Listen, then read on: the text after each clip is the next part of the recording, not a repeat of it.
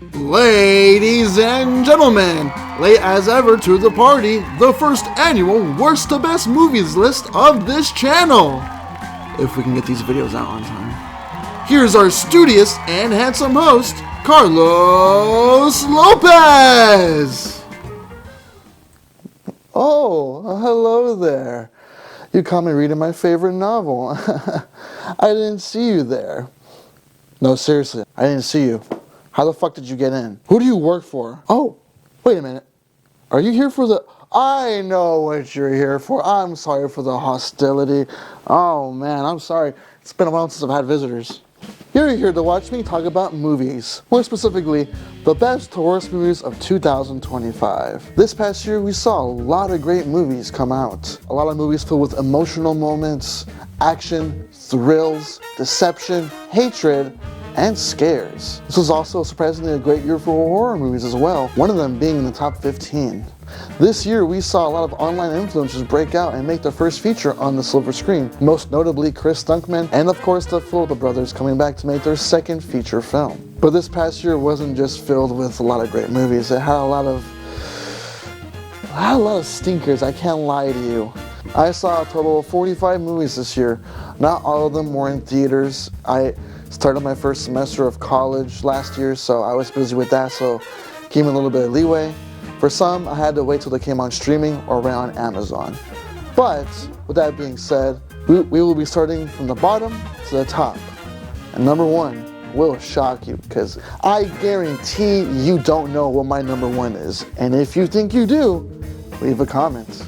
Before we start, I would like to shout out our honorable mentions because I didn't get to see every movie this year. Mission Impossible: The Final Reckoning, The Black Phone 2, Tron Ares, which I'm kind of glad I actually didn't see that one in theaters. Keeper, and from what I heard, that wasn't a keeper.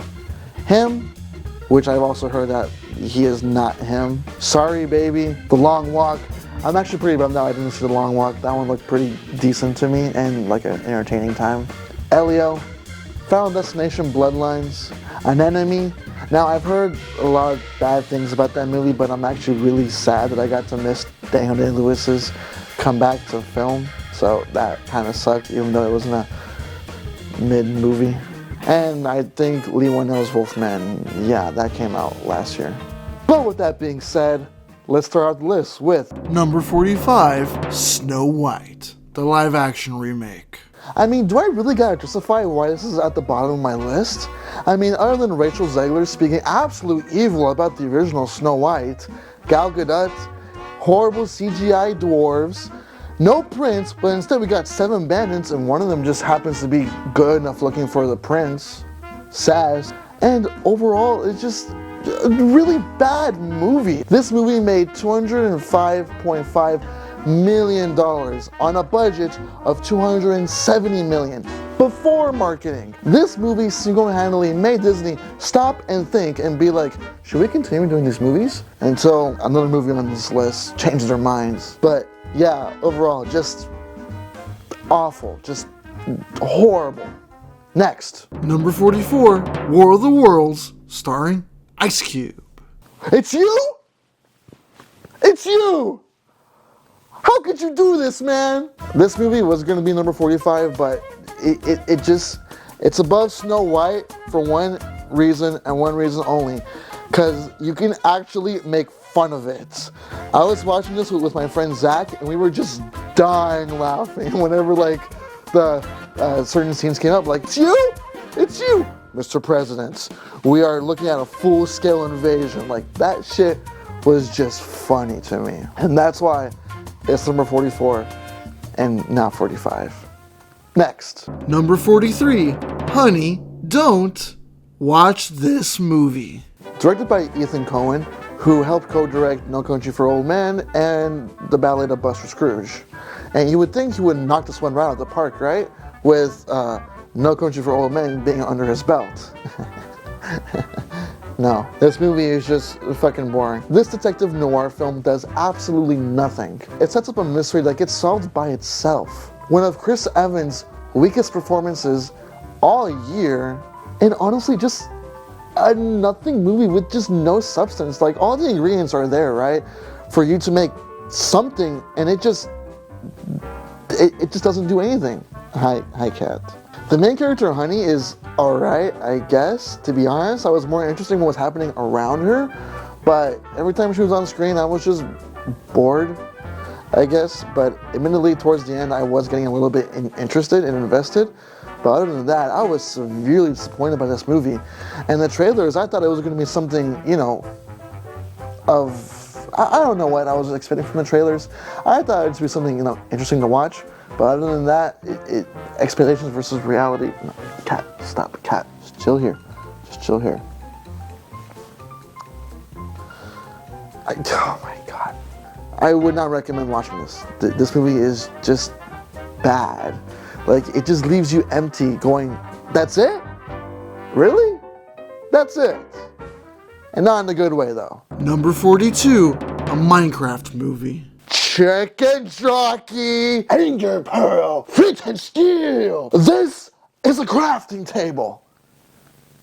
Do I need to say more? Number 41, Wicked for Good. I had to watch the first Wicked to understand what's happening in the sequel, and my thoughts on the original really quickly, I didn't like it. I don't like musicals, and they were singing every fucking 5 minutes! I didn't like it. So how did the second one do? This was the first movie of 2025 that I fell asleep to. You know how hard it is for me to fall asleep during a movie? Granted, you're probably typing in the comments, well, if you fell asleep, then you missed the whole movie. I fell asleep for like 5 minutes because like I caught myself and I drink Coke, right? So this movie is just fucking, it's okay. I don't get why people like these type of movies. I mean, they're just, it's okay. I mean, the fucking Tin Man scene where he's like, burn the witch! And that got me to chuckle a little bit. And also there was like one scene where Elphaba gets in her castle, right? And like she just gets her iconic Wicked Witch castle at like the very end of the movie, right? And fucking she's singing, right, this musical number, and also at the same time we see her love interest become the Scarecrow. And I don't know if she can like see that with like her witchy powers or whatnot, because we get the scene where she's singing and she's like looking at like her love interest become the Scarecrow, and she's just like singing her heart out like, ah, and I'm just like, this is funny. You're watching your loved one, the only person who's like ever shown you any affection besides your best friend, get turned into a Scarecrow, and all you can do is just sing while they get turned into a fucking Scarecrow. That was just funny. Yeah, it was okay. No, it was below okay. It was alright. Yeah, it was alright. Number 40, How to Train Your Dragon. Again, seriously? I was pretty optimistic about this movie because they were doing a lot of things right. They brought back the original director who made the first trilogy of movies. They got Gerard Butler back to reprise his role as Stoic the Vast, and I was on board for some of the realistic changes they made for the dragons. But this movie pales in the comparison to the original. I mean, some of the musical changes they made in this movie really pissed me off for some of the flying scenes. For example, Hiccup and Toothless's first successful flight together, right? Some of the musical changes they made really pissed me the fuck off. Also, the acting. I had a hard time believing some of his characters, and I don't know why everyone is glazing Mason Thames, but he is not that good of an actor. I am sorry. There are some fan casts of him wanting to become the DCU Nightwing. I do not want that at all. He is not a good actor. And they also left out some really important scenes, like for example, whenever Hiccup and Toothless land on this like little rocky island after their first successful flight, and they're eating fish, right? And Toothless spits his like fire into another dragon while their mouth is open, and they kind of like fall down and like in defeat. And that comes into play whenever Toothless and Hiccup are fighting the Red Death, and Hiccup realizes that he can just shoot Hiccup's flame blasts into the Red Death, and he'll come crashing down. In the movie, that scene is completely left out. And whenever like Hiccup does defeat the Red Death, I'm just like, how did you know to do that? How did you know to do that? Like, did you know that dragons were weak from the inside in the first place? Like, no. And also, the fact they didn't bring back Craig Ferguson as Garber! They brought some other fucker to play Garber, and I was like, who's this? Who the fuck are you? You are not my Garber. Not my Garber! Yeah, this movie is just awful. This is another prime example of why animated movies should stay animated and not turn into live action slop! And they're making a second one. It worries me, man. Because like in the second one, Stoic dies, and to be honest, I don't care about this live action Stoic. And there were a lot of emotional moments, right? From the original that really pull at your heartstrings. And there were like quite a few times where I wanted to get emotional, but they changed one little thing. And that one little thing changes a lot of things drastically to the point where I was like, okay, now I'm not gonna cry because you had me suspended for a little bit and you had me in the tear ducts, but that one little thing just changed the whole scene and I'm not gonna cry anymore. So yeah, this movie sucks. I don't recommend it. And the fact that a lot of kids are gonna grow up with this How to Train Your Dragon movie instead of the original. What kind of world do we live in now? Number 39, Five Nights at Freddy's 2. Okay, right off the bat, I liked this movie way more than the first one. I had fun watching it. I thought the toy animatronics were done pretty well, along with the withered animatronics. I would have loved to see more of William Afton / Matthew Lillard. I thought the cast was alright, to be honest. I mean, the acting was hit or miss. I guess I never miss, huh? It's still not the full-on horror killer animatronic movie I would have loved, but at this point, I should just get that idea out of my head because that's never gonna happen. But this was a bit more, I guess, horror-centric than the last one, but not by much though. But like, my biggest gripe with these movies is that they hardly spend any time in the actual restaurants that the games are based on. And I think in this one, like the actual main cast spend like 30 minutes in the new location in this movie. The movie's called Five Nights at Freddy's. Not spend 30 minutes at Freddy's and then go outside and have, you know, the rest of your life happen. No, Five Nights at Freddy's. I want an actual security officer to spend 5 nights at Freddy's. Like, I don't know, like maybe he gets like locked in the actual restaurant and he just has to survive. But maybe that's just too much for me to ask. But Michael Afton, I thought he was like cartoonishly evil. For this type of movie, I think it works. Henry Emily, you don't really get to know that he's Henry Emily. He's like only there for like one conversation with Mike Schmidt. And also the marionette. I thought the marionette was pretty freaky in my opinion. And also I just love the Avengers Endgame style like ending where the old animatronics fight the toy animatronics. Like, I thought that shit was just cool. Like, all of a sudden, like, Toy Bonnie is just about to kill the little girl. I forgot her name. And all of a sudden, you hear a and like, it's just silence. And all of a sudden, like, fucking Freddy pops at you. Like, that was just fucking funny. That ending, though, you have my ticket for the third one. Like, my ass is going to be seated in that movie theater, and I'm going to watch it happily. Because, really, like, the whole movie was just, But the ending, though. The end credits. That was pretty cool. Number 38, Captain America, Brave New World. The first Marvel movie on this list, and I gotta say, they did my boy Sam Wilson dirty. I'm one of those guys who thinks Falcon and Winter Soldier should have been a movie, but hey, whatever, I guess. And this movie is just basically a Hulk movie in disguise, but replace Hulk with Sam Wilson, Captain America. Like, we have Red Hulk, and we have the leader. That looks fucking horrible. I mean, okay, look, I get it. That adapting the comic book version into live action would have looked silly. But if we can get Superman with the red trunks, and Hugh Jackman, Wolverine, with the mask, yellow suit, and white eyes, I want my big head leader. But whatever, I guess, whatever. This movie suffers from, modern day Marvelism, As in, there's too many fucking jokes. That just taking me out of the experience. From the new Falcon just emoting on some guys he just takes down for the first time, to Thunderbolt Ross riding a bike, like one of those like workout bike machines, and it's just horrible. I thought the CGI was good overall, and the final fight scene between Captain America and the Red Hulk, that was pretty cool. But knowing the fact that we're never going to get to see MCU Hulk fight off against the Red Hulk, or the Leader, or Zorby Man, or Zax, or any other Hulk villain, like, it's just...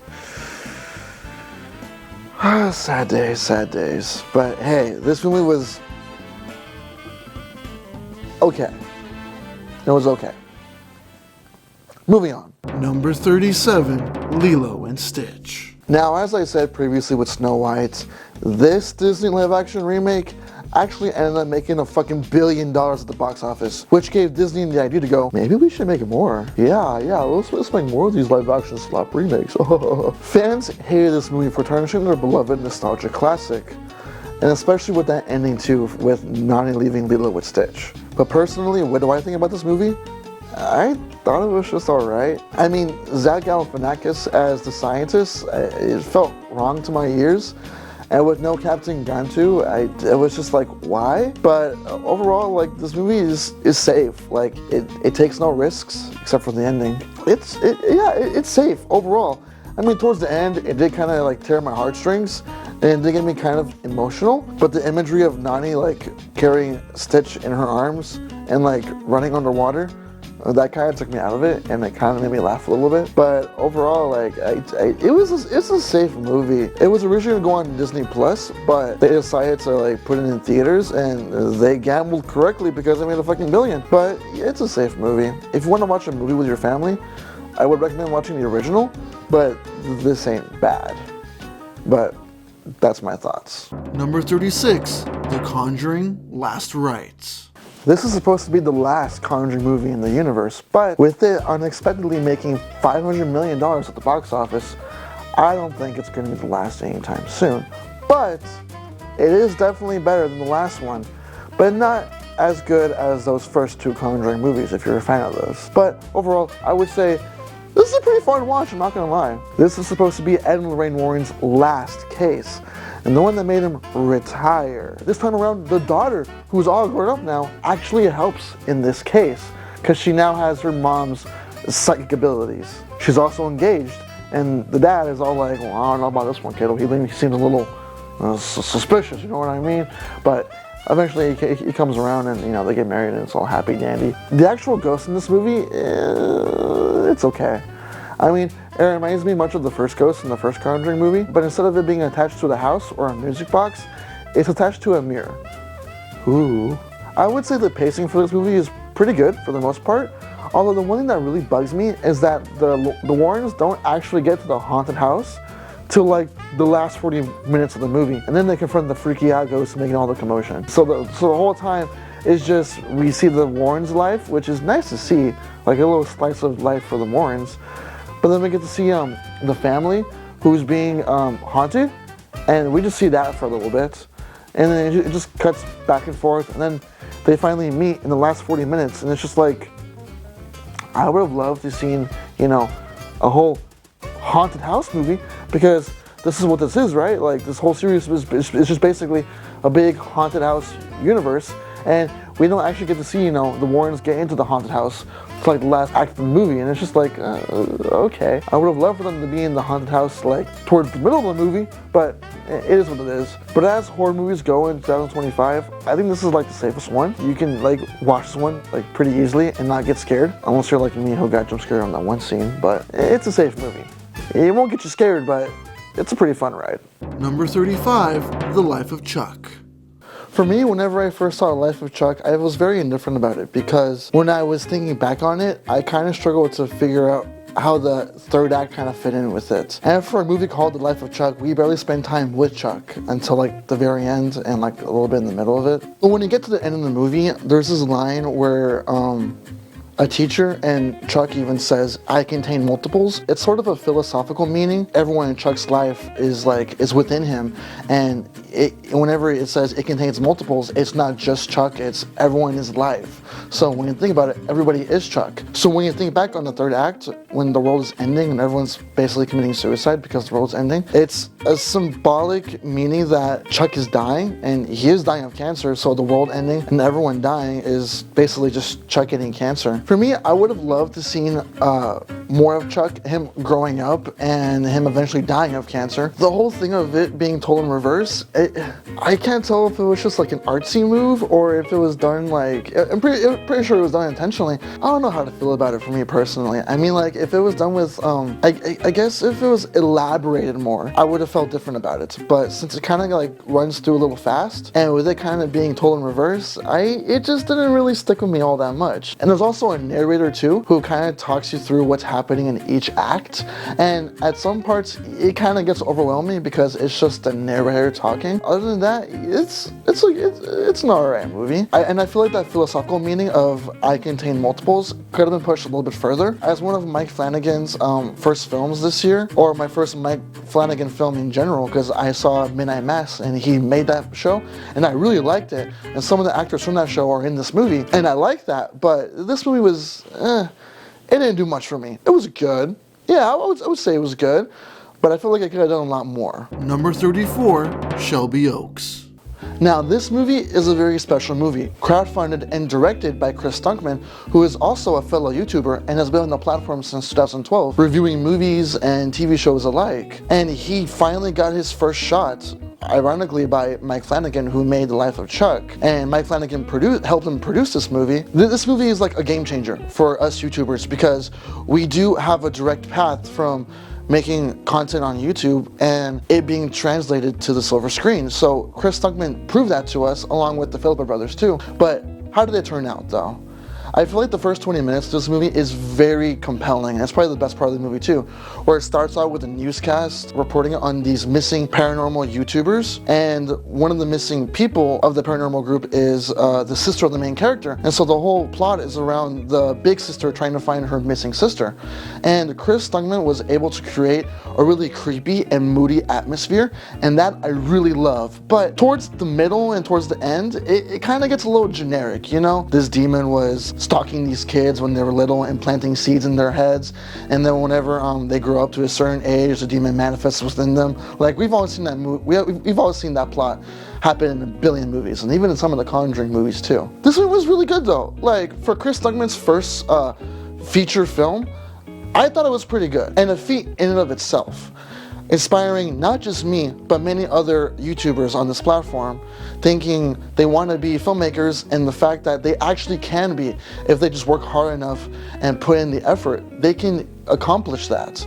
And Chris Stuckman proved that to us. I am very excited to see what else he does in the future. This film is a promising start. I know it's kind of fucked that it's ranked a little bit lower on this list. Putting that aside, like, this is a good, noteworthy, standout film for Chris Stuckman himself. And I am looking forward to seeing what else he does next, because I know he's a very creative person, and I know he's seen a lot of movies like me. Well, he's seen more movies than me, but I'm very stoked to see what else he does. Definitely, if you are a YouTuber like me, or just an online influencer, I highly recommend checking out this film, just to get inspiration, and knowing the fact that you too have a chance of getting your stories told in theaters. Number 33, Jurassic World Rebirth. Now, anything with the word rebirth in the title of it is bound to flop in my book. It just screams desperate and attention sinking. But how did the dinos do this time around? Well, I thought it was entertaining. The film doesn't ask any big questions or challenges the audience, but it's just fun. As Martin Scorsese once said about the Marvel movies, it's like theme park attractions. And you know what? I happen to like theme park attractions, and this movie it's a joyous ride, honestly. Directed by Gareth Edwards, who made Godzilla 2014, Rogue One, and one of my favorite sci-fi films, The Creator. He brings a sense of scale to Jurassic Park that's been missing through the first 3 movies in the Jurassic World trilogy, and it's honestly refreshing to see, like, these bigger-than-life creatures being portrayed like how they were in the first 2 Jurassic Park movies. This movie does have a lot of good action set pieces that makes for a really good entertaining ride. But the acting, I could really care less about. Scarlett Johansson basically plays a watered-down Black Widow. Jonathan Bailey is probably my favorite character because he plays the Dino Nerd, and I am a fellow Dino Nerd. The human villain is just your generic corporate money-hungry guy that we've all seen in the Jurassic Park movies. The family that gets trapped on the island with the dinosaurs and Scarlett Johansson's crew, I thought were a little bit more interesting, to be honest. And the main villain dino, while terrifying on screen, we barely see little of it. But when it is on screen, it's pretty cool, I can't lie. But overall, this movie was just entertaining. Now, where does this movie rank in the Jurassic Park saga? Well, I would definitely put it either above or below World. I would definitely say Jurassic Park is the best. Jurassic Park The Lost World is my second favorite. Jurassic Park 3, then either World or Rebirth, and then the last 2 movies are kind of interchangeable in my opinion because they both kind of suck. But overall, this is a good, entertaining movie. I feel like a lot of audiences will have a lot of fun watching it. Number 32, The Thunderbolts, or The New Avengers, whatever the fuck you want to call it. Finally, a good Marvel project. Us Marvel fans have been desperate because we've been getting slop after slop after slop, and we finally are treated to a good Marvel movie. But Marvel is not what it used to. Even a good Marvel movie can bomb at the box office, and this one, it bombed pretty hard. Not as hard as Brave New World, but very similar though. But with that being said, how did I like the movie? I thought it was pretty good. People were saying it's like the A24 Marvel movie. It's not really that. I mean, it deals with depression and anxiety and loneliness, but this is nowhere near an A24 level movie. I thought each of the characters were pretty good. Yelena is obviously the main character of the movie, and she does a pretty damn good job at carrying the film on her shoulders. I mean, when the film deep dives into her loneliness and her depression and her finding a place in the world and her trying to deal with that is honestly pretty interesting to watch. John Walker, I mean, he's a dick, but at the end of the movie, you can't help but love him. Red Guardian is her comic relief in the movie, and he's actually pretty funny, I can't lie. Most of the Marvel humor doesn't land, but this one lands quite a few times. I was pretty surprised. Ghost kind of gets the short end of the stick, but she's still pretty good in the movie. Taskmaster, and Bob as the Sentry, he's really good. I don't like the suit, to be honest, but I thought he was pretty cool. Even when that scene when he gets his hair dyed and he is in the full Sentry outfit and he just dogs the Thunderbolts, that went hard. I can't lie. That went pretty hard. There's this one scene where Bob as the Void, who's the main villain, is like devastating New York, wrecking shit up, and Yelena is like, I'm gonna go in the Void and help Bob. And whenever she does go in the Void, Red Guardian thinks that she died, and he just starts screaming and breaking down and crying. That low-key got me. I was like, oh shit.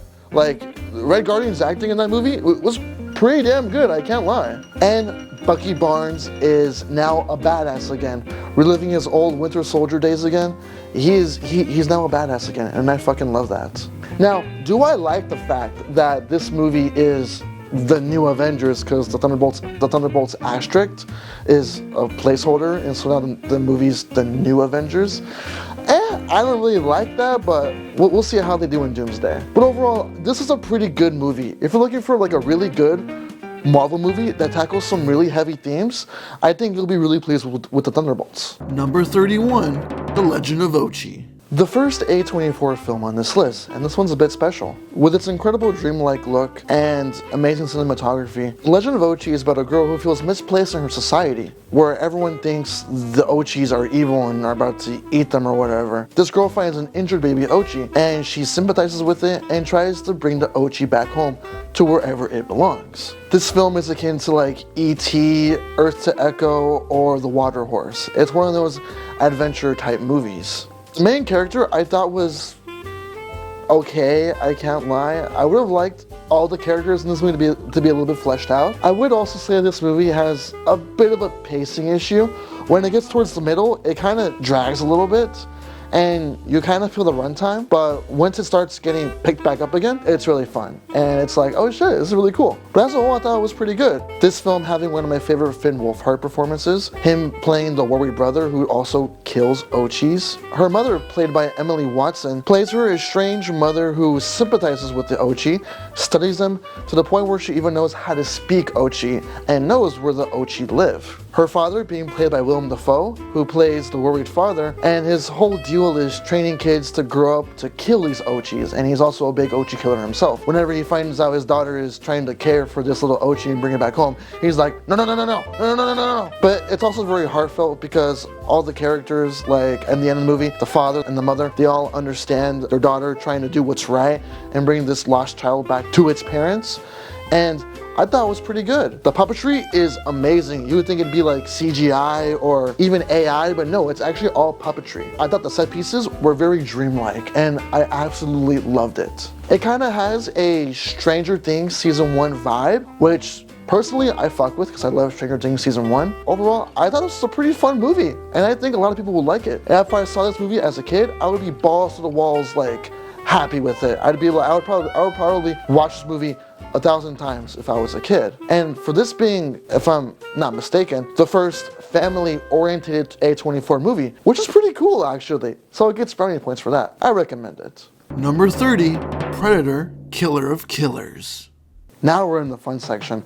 This movie is just fucking cool. We got a really cool concept. What if we got a Predator fighting a Viking, and then one fighting a samurai, and then one fighting a World War II pilot? That concept in and of itself is just awesome. Pure awesomeness. And we get to see the Predator's technology evolve in each different time periods. In the Viking section, which is the first section, we get to see a more primitive, brute strength Predator fighting the Viking. When we get to the Samurai, we get to see a more stealthy and sneaky Predator with more gizmos and gadgets using actual tactics to fight the Samurai. And then when we get to the World War II section, well, the Predator's just in a spacecraft the whole entire time, so we don't get to see a whole lot except for that really cool, like, heat-seeking missile.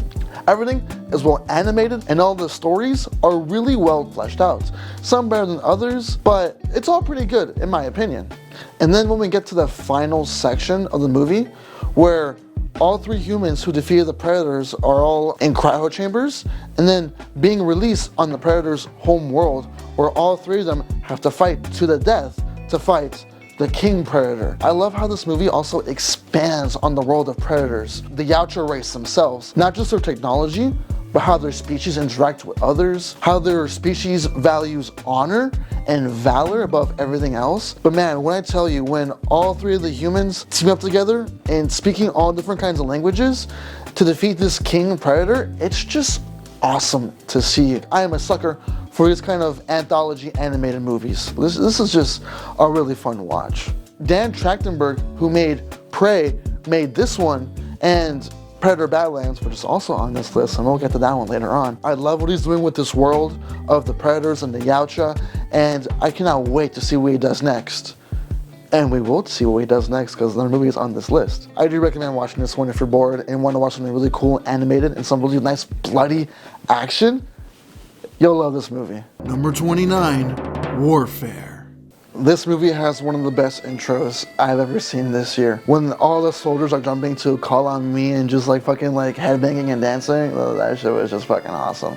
This movie takes place in 2006 in Iraq, where these band of soldiers nest themselves in these poor people's houses and try to look out for potential spies. Anything that goes south in this movie goes really south. I mean, like explosions, broken legs, amputated legs, a lot of death. Well, let's be expected, it's a war movie. Other than that, I didn't leave the movie feeling a little bit shallow, I can't lie, but its slow burn nature does help building tension. The soldiers are really fun to be with, like they all have their own personalities, and I thought it was really fun to watch. I'm not gonna lie, like, I don't know what I was expecting. I know I wasn't expecting like a Dunkirk or like a Saving Private Ryan type movie, but the fact that it takes place in one location, you're kind of like left waiting for something bigger to happen. And now I know this did happen in real life, like this is an actual story, and from those soldiers' memories of what happened during that day. But expect more of like a 1917 vibe, a little bit of Full Metal Jacket into it. I would say my favorite dynamic in this movie is whenever the soldiers are nesting themselves in these people's homes, and whenever shit does happen at the house, like the family is like screaming at the soldiers like, why have you come here? Why did you do this to us? You're destroying our home. And the soldiers are like, hold back, we're trying to protect you. And the whole point, in my opinion, was like, who's the real bad guy here? I'm like, yes, the US is there to do their thing with Iraq, but it's these soldiers putting this family that had no problems in danger and their lives in jeopardy. And they could have like not done that, but it is war, you know. But overall, it's a good slow burn watch if you're into it.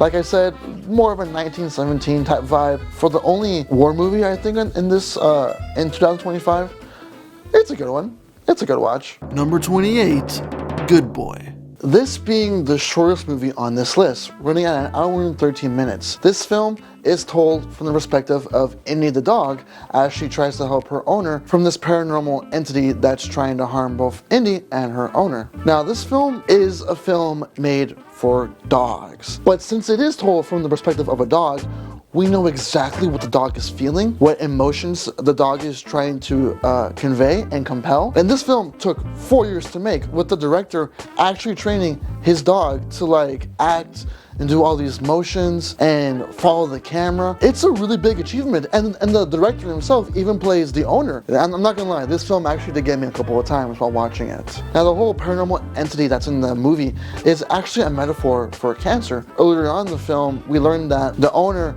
is going in and out of the hospital, and the owner's sister is like worried, and she says that dogs can sense, you know, illnesses, and so she thinks that Indy can sense that her owner is sick and such. The whole entity is actually a metaphor for cancer. Whenever Indy's owner eventually does die of cancer, Indy can actually see the owner's soul, it being trapped within the last place that he stays. And so Indy tries to rush downstairs to try and save her owner's soul. But more than anything, this movie is about moving on. Indy has a hard choice to make. The previous owner of the house that the owner stayed in before he died was his grandpa, and he also had a dog. And whenever the same thing happened to his soul, his dog decided to stay there with him until the dog eventually died of starvation. Indy had a choice to make, either to stay at the last place where her owner died or to move on. And she ultimately chooses the latter, and she moves on, and she decides to live. And this movie got me to tear up quite a bit. Like, I was actually ugly crying towards the end. I was watching this movie with my cat, and I was holding him tightly because I was like, I love you so much, don't leave me. This is a really good movie for all dog owners, for all pet owners, I should say. This movie is it's a really good horror movie. And the cinematography, the way it's shot, Indy the dog, her acting, is all brilliant. Now, I would say there are some CGI shots where it kind of takes out a little bit, and I can look past those shots and still love this movie for what it is. I highly recommend it if you're a pet owner. You will love this movie. Number 27, Zootopia 2. Thick Bunny and Swiper are on the fence because any case they try to help in ends in total disaster. So the chief sentences them to partner counseling. Later on, they discover why reptiles are banned from Zootopia. I am happy to report that Zootopia 2 is a pretty fun watch overall. I was pretty invested with the mystery in this movie, that being why reptiles are banned from Zootopia. Judy Hopps and Nick Wilde having their relationship problems and how they get resolved is a great allegory for relationship issues. I thought their whole arc throughout the movie was handled pretty well, actually. Gary the Snake, played by Ke Huy, was pretty good in the role. He was very funny, very charismatic, and a very loving snake. Patrick Warburton as the mayor of Zootopia, this horse guy, was just fucking funny, man. Whenever I first heard his voice in the theater, I just immediately died laughing because anything that he's in, it's gold. It's gold. A lot of the themes of racial segregation, social hierarchy are all prevalent within this movie. And they were prevalent in the last movie, and they're here again. And it's all done pretty well, too. I would say this movie it's a good sequel to the first one. I wouldn't say it's better than the first one, but it does soar in some areas higher than the first one in my opinion. It's funny, story is great. I thought no characters in this movie were done poorly. There were no characters that I was not invested in, and I thought each character introduced all played a very integral role into moving the plot along further. And I just thought it was pretty good. So Zootopia 2 is a great family movie, and if you want a good laugh and to see Thick Bunny again, I recommend it. Number 26, Mickey 17. My boy Robert Pattinson in a Bong Joon-ho movie? Why have we not gotten this sooner?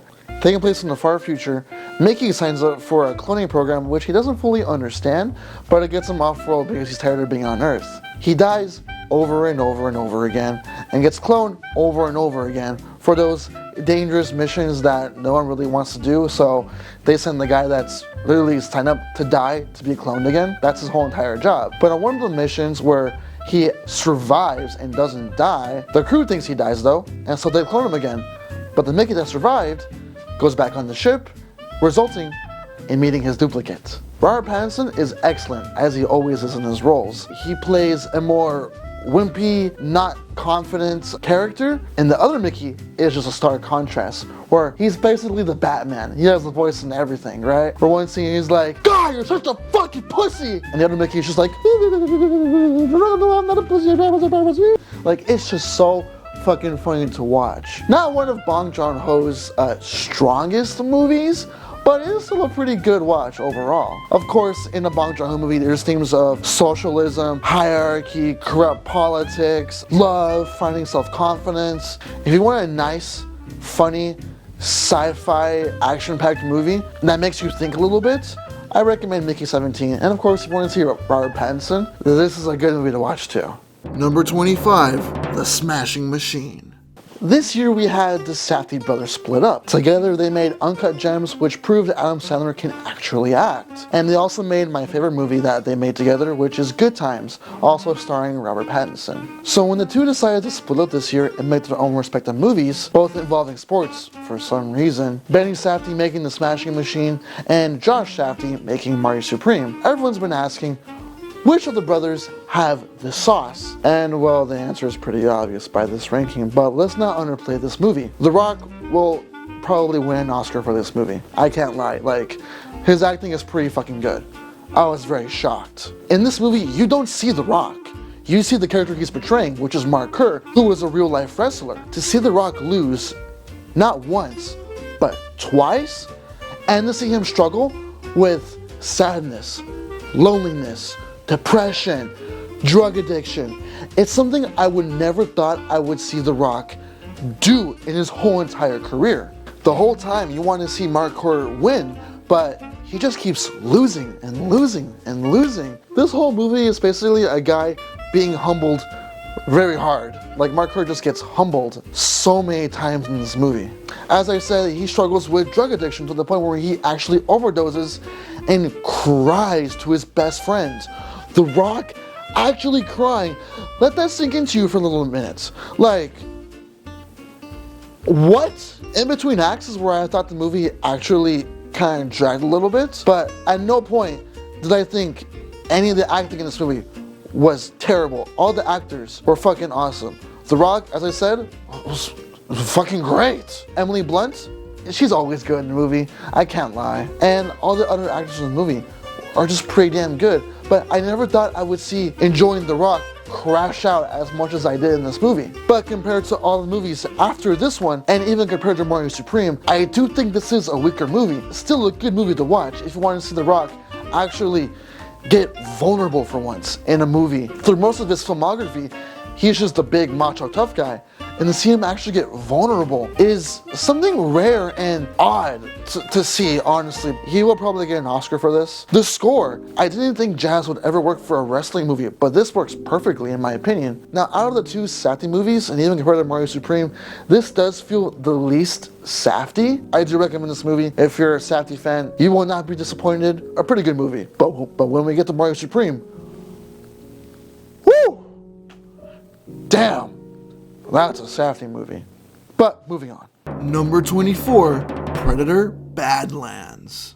Now this is peak sci-fi. A lot of people online were complaining that this Predator was not as beefy and as macho as the Predators before, and that's the whole point. Deck, the main Predator in this movie, is supposed to be the runt of the litter. He's small, he's weak, and he has to prove himself to his father and his clan by trying to kill the one thing all Predators fear. He goes to this planet that is just designed to kill any living thing that sets foot on this planet. The biome and the aliens and the creatures that are on this planet are all out to kill Deck. I would compare this movie to Terminator 2 because there is a genre switch towards the end, and we'll get there in a second. Ella Fanning plays a glorified talking backpack, and she's also a wailing Yutani android from the Alien franchise. Damn, Disney, you're really edging us with the Alien vs. Predator movie, huh? I like it though. But Ella Fanning, her playing both the good and the bad android, because in the movie they're like sisters. I thought she was pretty good, but there were a lot of times where I thought she was just annoying, and I was like, please shut up, because most of the time she would be talking about like what's happening on screen, and I'll be like, I know what's happening on screen because I can see what's happening on screen. But when those important moments do hit, she is silent for the most part. Deck befriends a little alien in this movie. That comes into play because whenever Deck goes and tries to hunt down the beast that he's trying to kill to prove himself to his clan and his father, he finds out that that beast is the mother of the little alien that he befriended earlier on in the film. And so he backs off and he doesn't kill the beast. But then the bad androids come and they capture the beast and Deck and the glorified talking alien backpack. Deck eventually escapes and he has to go and save them. So Deck, and this is where the genre switch comes in, because Deck, the Predator, becomes the hero. Now, if you tell this to any hardcore Predator fan, and if you tell them that the Predator is the hero in this movie, they would not watch it. Because on paper, it shouldn't work. But in the movie, it does. And it does brilliantly, in my opinion. We see Deck go around the planet in its different biomes, making makeshift armor and weapons, and it's fucking badass. This movie having a PG-13 rating, a lot of fans were kind of like mad that it wasn't R-rated because when you go to see a Predator movie, you expect a lot of blood, violence, guts. But they found a way around that because most of the humanoids in this movie are androids. So we get to see a lot of creative kills. Though there's not blood, we do get to see a lot of body parts being ripped apart. I feel like this movie brings a lot of life and nuance to the Predator franchise, because this franchise has been sterile for the past decade. All the movies that came out in the 2000s and the 2010s were just at best. And so I'm really glad that this movie is also expanding further upon the Yautja clan and how they act and all that. So if you want to see a really good Terminator 2-like movie with sci-fi elements, new planets, new aliens and all that, I would highly recommend this movie. You will not be disappointed. Although, whenever that first title card comes in, there's a lot of watermarks from Fox, from Disney, from the production companies, and it just clutters the screen, and you're like, okay, can I just get the title card? It kind of took me out of the experience a little bit, but the movie is still good in my opinion. You'll have a great time. Number 23, Eternity. This movie is really cute, and it's a great take on love. The story follows this married couple who has been married for about like 60 years or more. The husband suddenly dies, and he is taken to the afterlife where it's not as he expected. He has to figure out how to spend the rest of his eternity, so he waits for his wife to die and for her to come so he can spend the rest of his eternity with her. Little does he know that her first husband has been waiting for her for nearly 80 years, and so the two men have to fight over the woman they both love. This movie works on so many levels. How after 60 years of marriage can affect two people. The what if scenario where if you got to live with your first husband, how that life would have turned out. And how love just works in different ways and manners. This movie is just brilliant. I thought it was very funny too, how the two men try to sabotage each other and try to one-up each other to win their wife, Joe, over. It's really cute and funny to watch. And also the whole concept of just like having to spend eternity with someone, like it's not like how we imagine it, right? Like you go to heaven and there's everyone you love. Like no, like this is different. But the whole concept of the afterlife and how it's like just like one big like resort for like just dead people figuring out how they want to spend their eternity. And there's like different like brochures for like different ways to spend your eternity. There's like a Paris tour. There's like an early 80s eternity. It's a really fun concept. And the two guides for Miles Teller's character and the first husband, which I forgot the actor's name, how they interact with each other is just really funny. In the final act of the movie, Jo decides to spend her eternity with no one until her husband that she was married with for like 60 years, Miles Teller's character, decides to tell Jo that she should spend her eternity with the husband that she never got to spend a life with. So she goes and spends with her eternity with her first husband.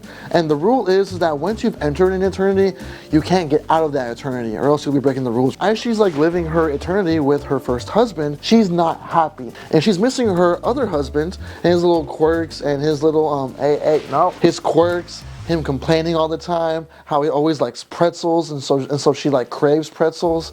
And it's really just sad, and so she ultimately decides to escape that eternity with her first husband helping her and to spend it with her second husband. It's just a really cute story. I feel like a lot of couples would love this, though I will say it is kind of slow paced, I'm not gonna lie, but if you do like that nice, slow, somber, burn type movie, I think you'll love this. It's on Apple TV right now. If I recommend watching it. It's not the best romantic movie on this list, because there's another one that's I think is just way better. But I still recommend checking this one out if you just want a good time. Number 22, Caught Stealing.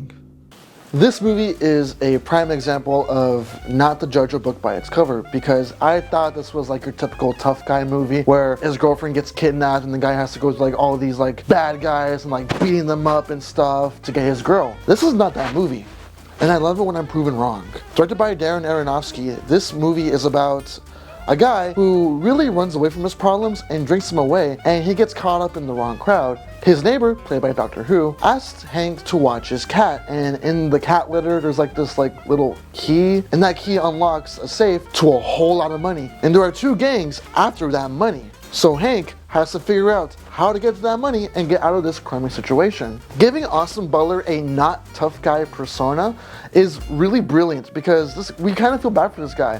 Like, he has this really shattered past that we don't know about until like later on in the movie, and he drinks his problems, and he acts like a tough guy, but he's really not a tough guy. His girlfriend, played by Catwoman, is great in almost anything she's in, and she's the voice of reason. She's like, let me know, please, talk to me, how can I help? We should get the police involved. And Austin Butler, not listening, accidentally gets his girlfriend killed because he runs away from this gang, and whenever he runs away and goes back to his girlfriend's place, she's dead, and so he thinks this certain gang did it, and so he's out to kill that gang.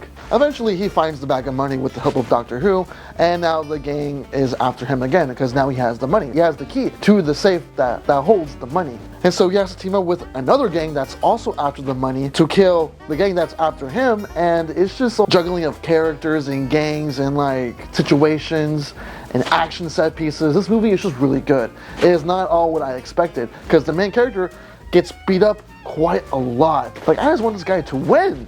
The characters are well written and well built up. The emotional impact is all there, and I really wish I could have seen this movie in theaters, because I know I would have loved it. This movie is a joyride, filled with a lot of chase sequences, action set pieces, and really funny fight choreography. And the ending to this is just really nice and poetic. Also, Laura Dern cameo at the end of this. I was not expecting that. I was like, Diane? I recommend this movie a lot. It's a good watch. You will not get bored.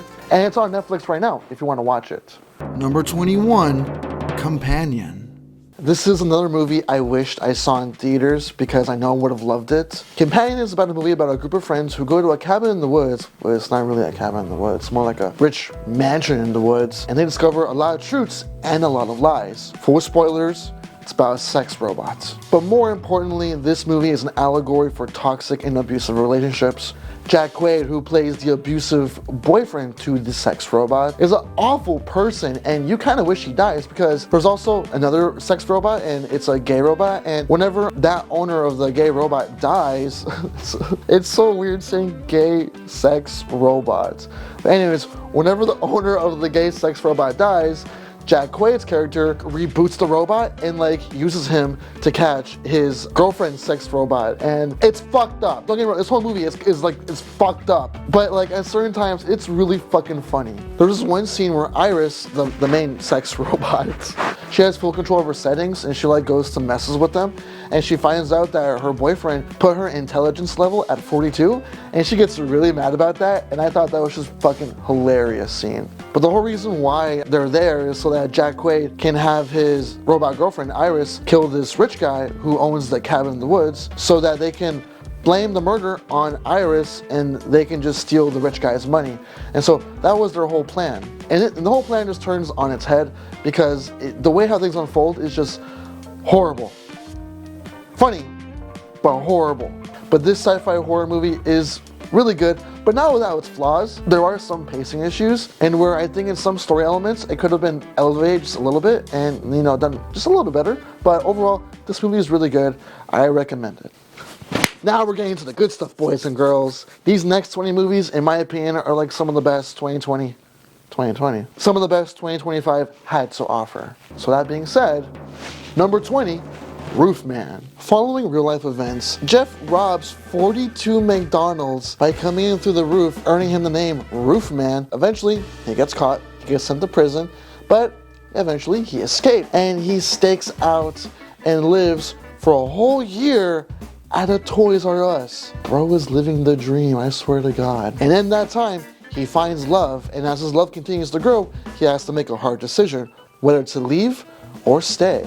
This movie is just a series of ridiculous events happening one after the other, because we see this guy Jeff who escapes prison and like literally just like lives at a Toys R Us for the whole entire part of the movie. He literally like hides behind a bike rack where he sleeps on a Spider-Man bed with a Spider-Man blanket. Like, dude, that was literally me growing up as a kid. He eventually finds love in the form of Kristen Dunst's character. As his love continues to grow, him eventually meeting her two daughters, he eventually finds himself a family, but he knows he can't stay there for too long. He finds his friend who was once in the army, and he has connections that can get him out of state and get him a new ID and all that jazz, but he doesn't want to leave them. Eventually, Kristen Dunst rats him out to the cops, and he gets sent to prison. And Jeff is not a bad guy. He just wants to give to the people he loves. The whole reason why he got sent to jail was because he wanted to provide for his daughter, and that's a noble thing. It just sucks that the whole entire time, the only way he knows how to give is by stealing. And it's an unfortunate event because he doesn't get a happy ending. At the end of the movie, he gets sent back to prison, where he is there now today. And at the end of the movie, we see actual news reports of the said Roofman.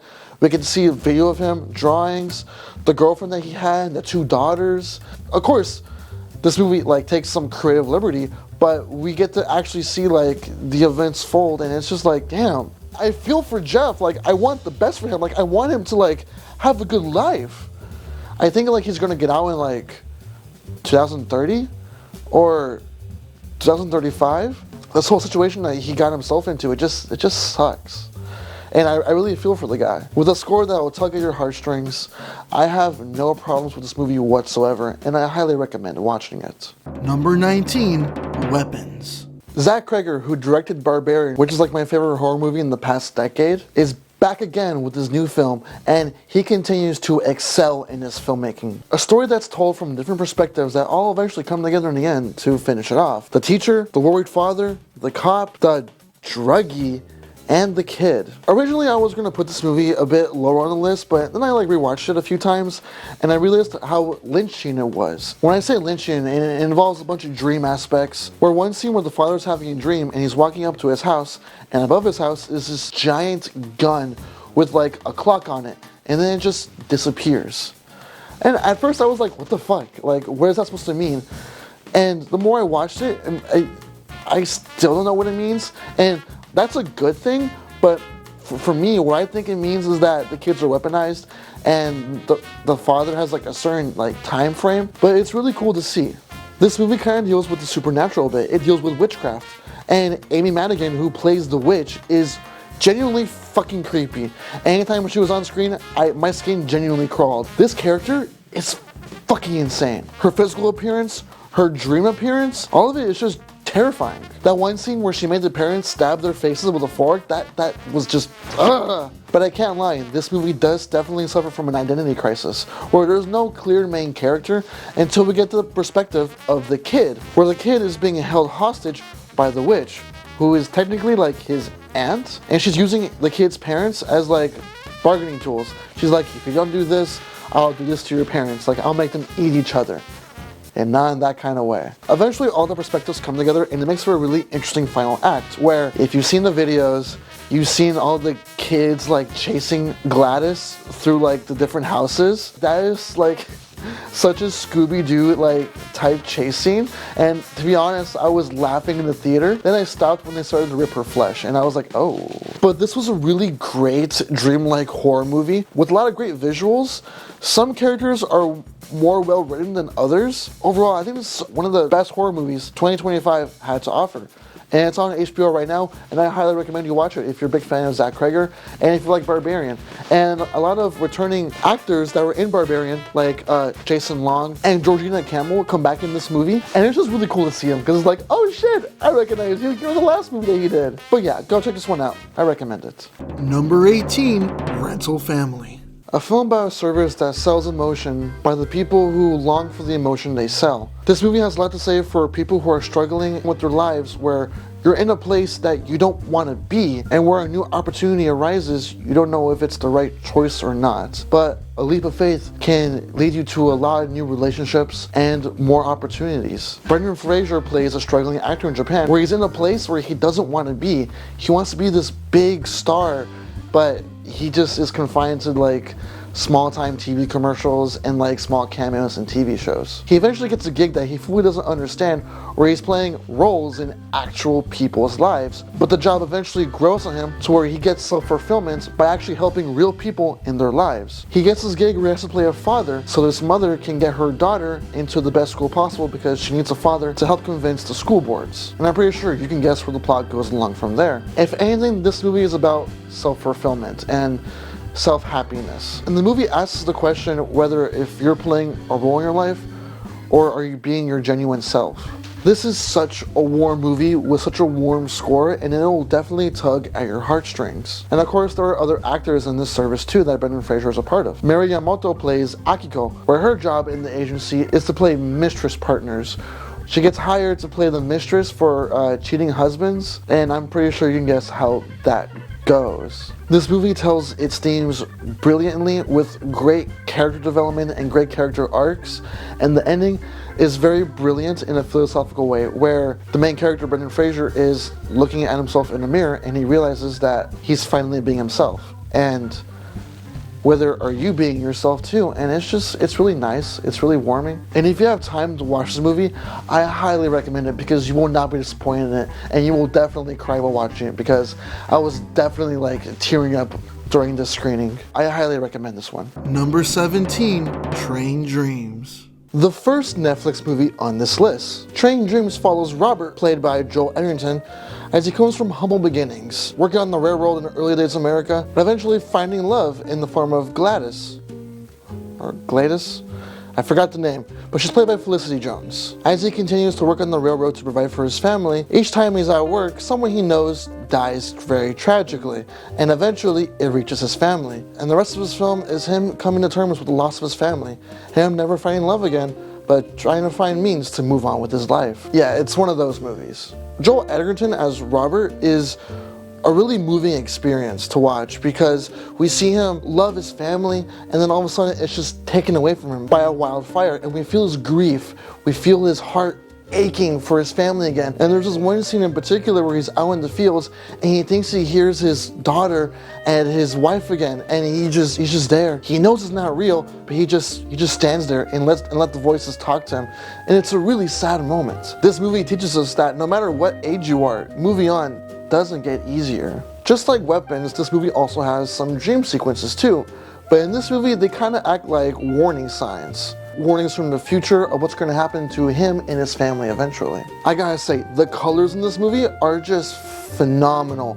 Everything has this nice, rich, natural tone, and then when it gets into the dreamlike sequences, it just elevates the color even more, with the cinematography getting a bit more abstract with the dreams. And I love how this movie is in a 4:3 aspect ratio. If you produce any movie in a 4:3 aspect ratio, my ass is guaranteed to be in that theater seat. When I was watching this movie and I saw it was in a 4:3 aspect ratio, I was locked in. I was like, okay, this is gonna be a good ass movie. With the slow burn pace, but building up its characters naturally and progressively, this is a really good movie and I highly recommend you watch it. It's on Netflix right now. This movie came out earlier in 2025 and I missed the theatrical release, and I'm really fucking sad I did, because this movie is really good. Number 16, J. Kelly. Aha! The second Netflix movie on this list. J. Kelly follows movie superstar J. Kelly as he's having an identity crisis. Her second daughter is having her last vacation before she leaves off for college. So J. Kelly decides to go to Italy, go spend time with his daughter before she leaves for college, and also tries to make amends with his first daughter, where he basically wasn't a father to her. J. Kelly is one of those people where he is just consumed by work and he lives to work. You know, like, he loves being an actor so much that he'll forget about all the loved ones in his life. But now that J. Kelly is older in his life, he has a realization, he's like, hey, I'm a human being. I should start living like a human being. So we not only follow J. Kelly, but his whole entire PR team. His PR team led by Ron, who's played by Adam Sandler. And look, okay, I'm not the biggest Adam Sandler guy, okay? I don't find the guy funny at all, tolerable at best. But give this man a good script and goddamn he can act. No, his acting is not like Uncut Gems good, but it's pretty damn close. As he's trying to find his daughter in Italy, he is reliving the memories that shaped the man who he is today. The regrets he has, leaving rather than staying, shouting rather than talking, and the guilt he has for basically abandoning his first daughter. Yet he plays all these different kinds of roles with different personality traits, yet he can't reciprocate those to the ones that he loves the most. At the end of the film, he accepts a award that he didn't want to accept previously, but he decides to do it anyways. And as he's sitting down in the theater, and they're showing a reel of all the movies that he's done, which is basically just a reel of all the George Clooney movies. I got excited when I saw the Ocean's 11 clip. I was like, hey! But at the end of the movie reel, we see reels of his family, his daughters presenting him a show that he decided to not watch and leave halfway through for a movie role. And it's really sad and heartbreaking. And at the end, he looks at the camera and he asks for another take. We only get one life in this world. And if anything, this movie is asking us to cherish the ones we love most and talk to them, be with them, instead of just leaving them. Make your time valuable. J. Kelly, played brilliantly by George Clooney. This movie is just really great, and I wish I could have saw it in theaters too, because I'm pretty sure this one had a theatrical release too.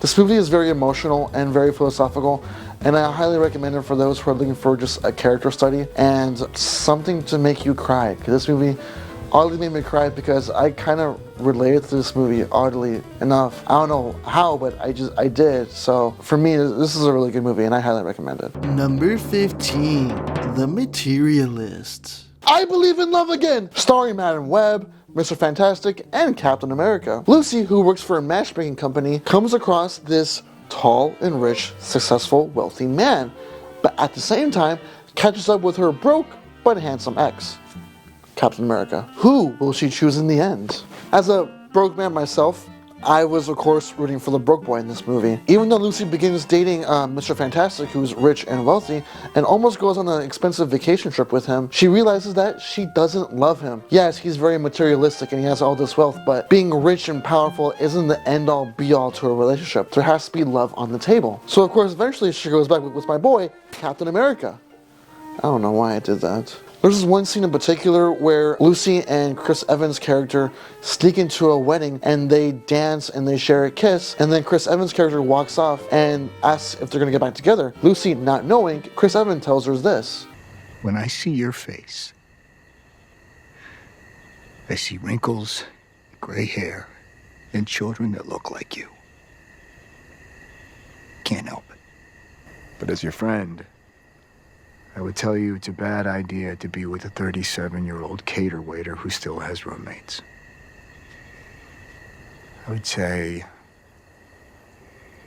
you definitely shouldn't marry a guy that has $2,000 in his bank account in a city he can't afford, who's only still there to keep trying to be a theater actor because someone told him he was good at it once.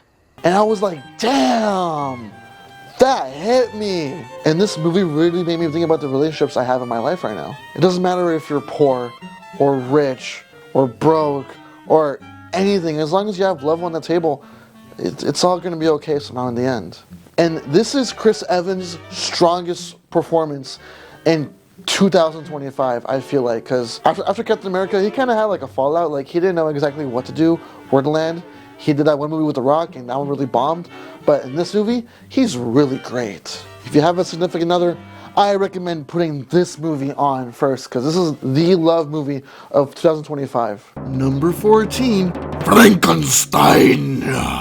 And our final Netflix movie on this list. And let me say, this is a fucking great movie. Guillermo del Toro has been killing it with Netflix recently. He made Pinocchio, which was a fucking amazing movie, and now he made this, which is another fucking fantastic movie he made. Guillermo del Toro transports us into this old Victorian gritty world where most of the sets, on first glance, you would be like, yeah, that's CGI. And I would say you'd be correct, but no. He actually built all of these sets just to immerse us more in this world. And God, do I love him for it. Oscar Isaac plays Victor Frankenstein. And let me just say, this is a very Oscar-worthy performance because Oscar Isaac plays Victor with such passion. Because in the beginning, you can see that the passion in his eyes because he wants to cure death. He wants to find a solution for it because of his mother. His mother died, and so he wants to cure death. And so eventually, whenever he does create the monster, it horrifies him. And he basically just enslaves the monster and turns on him, basically. And then he becomes this bitter, old, regretful man. And he basically turns out like his father, and that he didn't want to be. But in his last moments of life, he realizes the wrong that he did to essentially his son. His last moments of life or love, telling his son that I love you, you should live and not die. And a really moving performance. I honestly, like, Oscar Isaac in this movie is just wow. At one point, Andrew Garfield was going to play Frankenstein's monster or the creature, but he couldn't do it. But what we got instead from Jacob Elordi is nothing short of just amazing. He plays the role with such innocence, sweetness, but at the same time with revengeful and remorse. And this movie cuts from Victor's perspective and the monster's perspective. And when we get to the monster's perspective, which is in the second half of the movie, we learn how he escapes Victor's laboratory and he loses his memory. He has to discover what the world is. And he befriends a blind man, and this blind man basically teaches him how to read, how to write, what things are, what the sun is. Like, basically, he's just teaching him about the world. Eventually, the creature gets to a point where he understands who his creator is, and so he goes to tell the blind man, his friend, and he's devoured by wolves, and he gets rageful, and he just, like, kills the wolves, and he goes out to find his creator, which is Victor. And when they meet again, the creature's like, hey, I'm alone in this life. Can you make me a wife? And of course, Victor's like, hell no. He tries to kill his creation, but accidentally kills his wife's wife-to-be, which ensues a chase between Victor and his creature. And the whole time, like, the creature is just rage-baiting Victor, and it's just fucking funny to see. Mia Goth plays two characters in this movie, and when I discovered she played Victor's mother in the beginning half of this movie, I was like, what? That's Mia Goth? I tell you, like, she was unrecognizable. She, like, disappeared as Victor's mother in the first half of the movie. And then she plays another character, which is Victor's brother's fiance. Victor kind of falls in love with his brother's fiance, but she actually falls in love with the creature, giving the creature something to live for, and also her too. Guillermo del Toro is no stranger for making monsters fall in love with humans, or vice versa. He did it with The Shape of Water and Hellboy. And here, low-key, it kind of has like a backseat role. Like, it's there, but it's not fully developed. But it is there, and what is there is beautiful, and the imagery is just stunning as well. If you're a big fan of Guillermo del Toro, I highly recommend this movie because you will not be let down. All of his motifs, all of his camera work, his cinematography, his music, it's all there. And I think he knocked it out of the park with this one. If this does not win an Oscar, I will be sad. Number 13, F1. I can basically sum up this movie in 5 words. Old guy beats young guy, except the old guy is being played by Brad Pitt, who's basically playing himself in this movie. I mean, there's not much to really say. I mean, if you've seen a racing movie, you've pretty much seen all of them. The score by Hans Zimmer just elevates this movie to a whole nother level, just making it that more epic. The camera work makes you feel like you're actually in the race. I'm not an F1 fan. I don't know how accurate the sport is being represented here, but from what I can tell, it's pretty entertaining. I thought it was pretty good. I mean, if you've seen one racing movie, you've basically seen them all. I mean, it's not like Ford v Ferrari good, which is like my #1 racing movie ever, but it's one of the best. I know David's probably screaming, Cars is the best! And to that I say, next, I've talked about most of the superhero movies that have came out in 2025, except for 2, and I'm pretty sure you know which 2 they are. Superman and the Fantastic Four: First Steps. Both are trying to achieve the same thing, and that is trying to revitalize their respective franchises. The Fantastic Four not having a good live-action adaptation ever, and some are quick to defend their early 2000s with their nostalgic view on it. I recommend you go rewatch those movies because they're not really all that.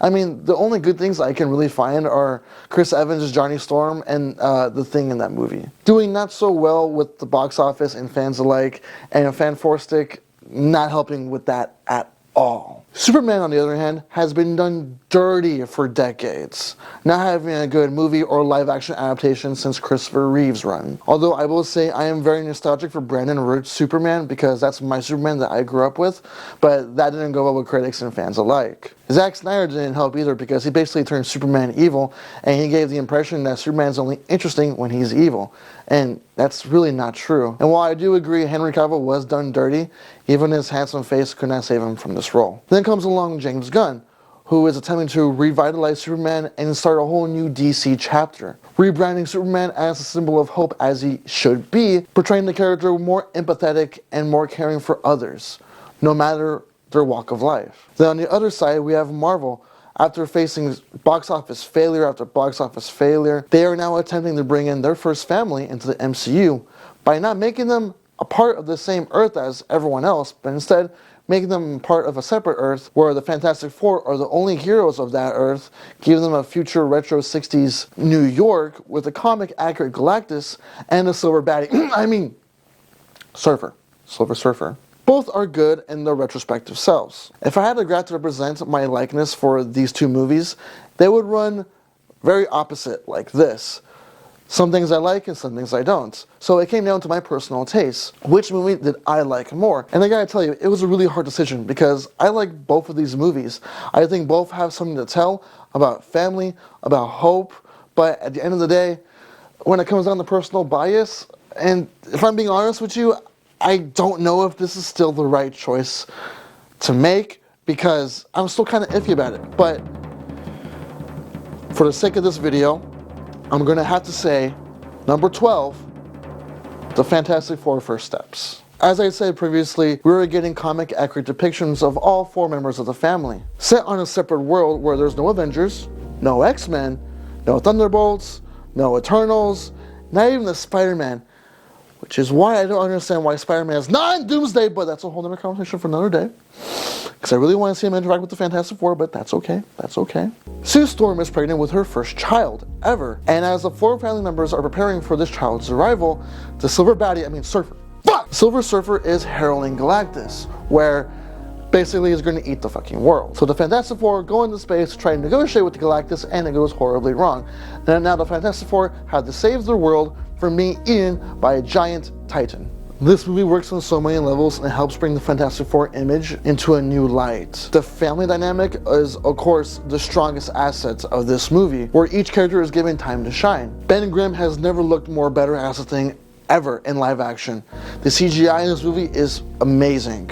I would have loved to hear him say it's clobbering time just a little bit more, but the build up to whenever he does say it's clobbering time is well deserved. The Stranger Things guy who plays Johnny Storm is giving a lot to work with, not making just Johnny a guy that chases women all the time, but giving him some level of intelligence that actually helps the team out. Sue Storm is no longer a sex symbol like Jessica Alba was in the early 2000s. She's actually a very strong, independent woman, and is the founder and leader of the Future Foundation, which is comic accurate. There's one scene in particular where the Fantastic Four are trying to flee from Galactus, and the Silver Baddie, where the Silver Surfer is after them, and Reed Richards tells Ben to fly into a black hole, and Ben is like, Reed, are you sure about this? And Reed hesitates for a bit because he remembers the last time they were in space, Ben became the Thing, Reed got all stretchy, Sue became invisible, and Johnny became on fire. So whenever Reed's like, trust me, Ben's like, okay, and he flies the ship into the black hole, which ultimately catapults them and he makes them go to Earth, a bunch of science-y shit.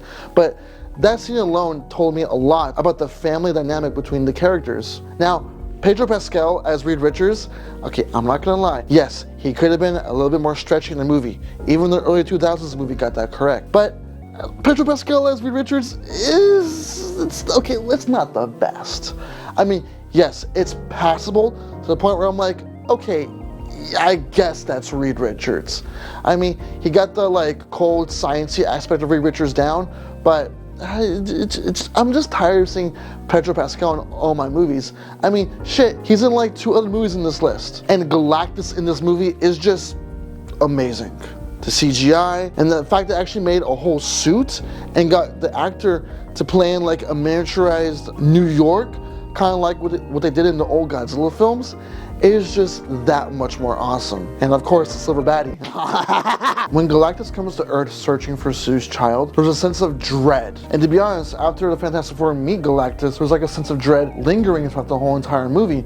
But when Galactus actually comes to Earth, it's like, oh shit, the Fantastic Four may not win this, and they may actually lose their Earth. But that's because I was thinking about how they're gonna get to the main MCU Earth for Doomsday. But that's just where my mind was at. And the scene where baby Franklin is just crying over his dead mother, that scene actually got me, and I was like genuinely like tearing up and beginning to cry. But since like weird CGI baby, I kind of held back a little bit. But that scene was really emotionally charged. But this is a great depiction of the Fantastic Four, and if you're looking for a definitive version of the Fantastic Four, I recommend watching this one instead. Number 11, 28 years later. Now, a lot of people were mad at this movie because it's not your typical zombie movie.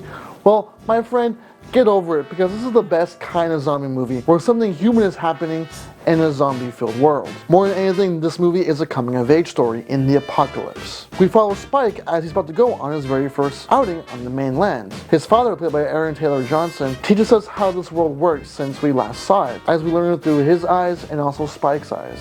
As Spike and his father barely make it back to his village, they celebrate, but then Spike discovers something about his father that he's not entirely on board with. So he gets his sick mother, and he goes up to the mainland to find a really strange doctor. I wanted to watch the first 2 movies of this franchise to figure out how the world was and what the zombies were like and all this and all that.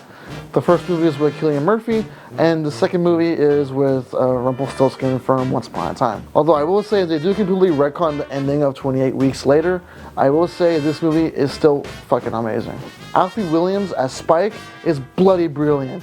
Way better than fucking Mason Thames, I might add. There is something so innocent and so pure about a little boy just trying to protect his mother and trying to like cure her of her sickness. Aaron Taylor Johnson is, he is good in anything you pretty much see. Aaron Taylor Johnson as Spike's father is more of a supporting character, but for what little time we do have with him, he is pretty good, and he does care about his son a lot. The actress who plays Spike's mother, I forget her name, she is very good in this movie, portraying her sickness very well and with a sense of worrisome, because we are really worried and we're like, what is she sick of?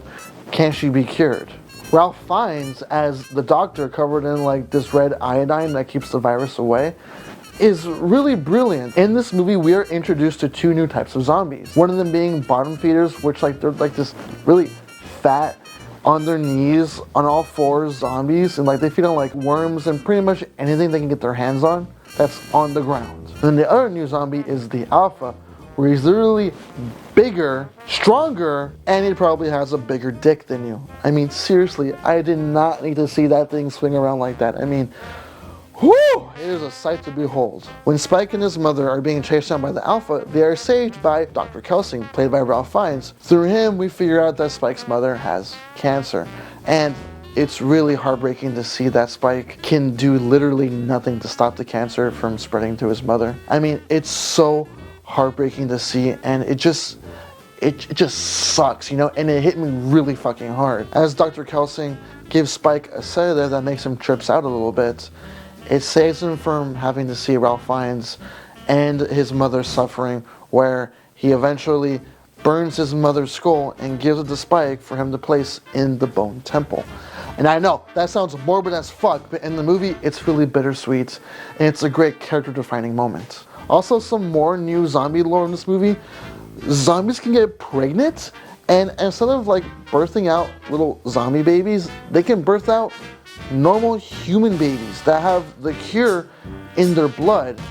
I don't even know how that begins to work, but that's just interesting in and of itself. So after Spike places his mother's skull on the Bone Temple, he returns back to the village with the newly born baby that was birthed out of a zombie.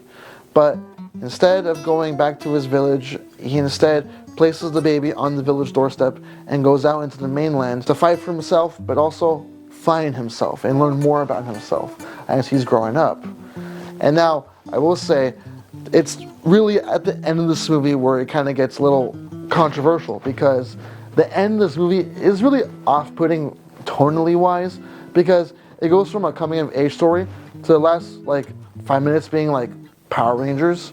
And I know there's like some like British TV television lore that's behind it, but it really put me off. And I know it's to set up the sequel, which is 28 years later, The Bone Temple, and I have seen, and I will say the payoff is worth it. This movie was like 90% shot on an iPhone, which is just baffling to me, because this movie looks really damn good and really does give me no excuse to why I'm delaying my film ideas. Like, if a whole feature-length movie can be shot on an iPhone, what's stopping me? I will say, my other gripe with this movie is that we don't get the iconic 28 Days Later theme. I think we do in like the end of the movie, but it's kind of like, it's not like the guitar riff. It's in the Bone Temple, but it's not in 28 Years Later. And whenever it ended, I was like, really? I could have really used that theme song. But nevertheless, this is a really good coming of age movie in the apocalypse. Very emotionally charged, very well written, well shot. And there's some unique shots too, where they like do this thing called bullet time, where it kind of does like a half 360 motion of like whenever some zombies die. And it's really cool. Some people like it, some people don't. I like it personally. But this movie's on Netflix right now. I highly recommend watching this if you're a big zombie fan. We have finally made it to the top 10 of this list. I just want to say, if you're still watching this, I really do appreciate you. And since you're here, might as well subscribe if you like this content. And while you're at it, give it a like too. I mean, you made it this far, you might as well like the video, am I right? But with that out of the way, these next 10 movies are what I consider to be some of the best of this year had to offer. Now, with that being said, number 10, Superman. You brought that dog, man! Super shit, come on, Lois, you know I don't like that. That's what it means to be a gooner, Lex. Wait. Brain beats brawn! 1A! 1A! 1A! 1A! I like this movie. It's a bird. It's a plane. It's not Homelander. It's not Omni-Man. It's Superman. The Man of Steel, the Man of Tomorrow, the symbol of hope that we all needed to see on the screen in this time of need is very refreshing to see. We see Superman care about all walks of life, whether it's a machine to a fucking squirrel. Say what you want about the suit, but this Superman's mannerisms and how he interacts with people and the world around him is comic accurate as fuck. David Cornsweet as Superman is, quite honestly, perfect casting. James Gunn did the perfect reboot of this character. The gun did not jam, and has successfully launched the new DC universe. Nicholas Hoult as Lex Luthor, I gotta say, is a delight to see every time he's on screen. He's not hiding in some underground bunker rich as fuck, planning and scheming his real estate plans. He's not on a yacht planning an island full of kryptonite for real estate so he can like sell. He's not basically the fucking Riddler like he was in BVS. He is rich, has his own company that he is the CEO of, and he uses all that money and resources to fucking defeat and shit on Superman. This guy hates him, and that's all I want to see. It's a Lex Luthor just rage baiting and hating on Superman, because this live action adaptation of Lex Luthor is the closest we are getting to the animated series Lex Luthor, which in my opinion is top tier Lex Luthor. Rachel Brosnahan as Lois Lane is probably the best Lois Lane ever as well. She's strong, she's independent, she asks the hard questions. Unlike Superman, who sees the good in everyone, Lois Lane questions everyone, as a reporter should do. Jimmy Olsen is the new CEO of Sex in this movie, and he is an actual character.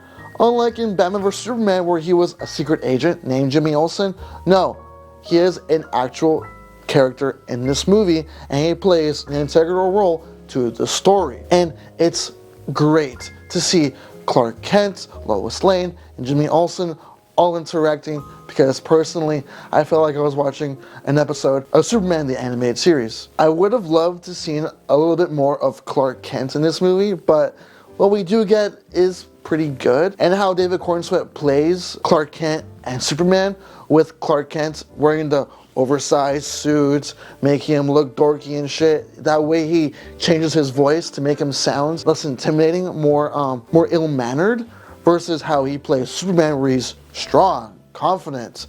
You know, he straightens his back, his posture and everything. Like, the way how David Cornsweet plays both Clark Kent and Superman is just amazing. Now, I will say, this movie, being amazing as it is, it does fall into some similar tropes that other Superman movies before have done already. I mean, Superman fighting a clone of himself.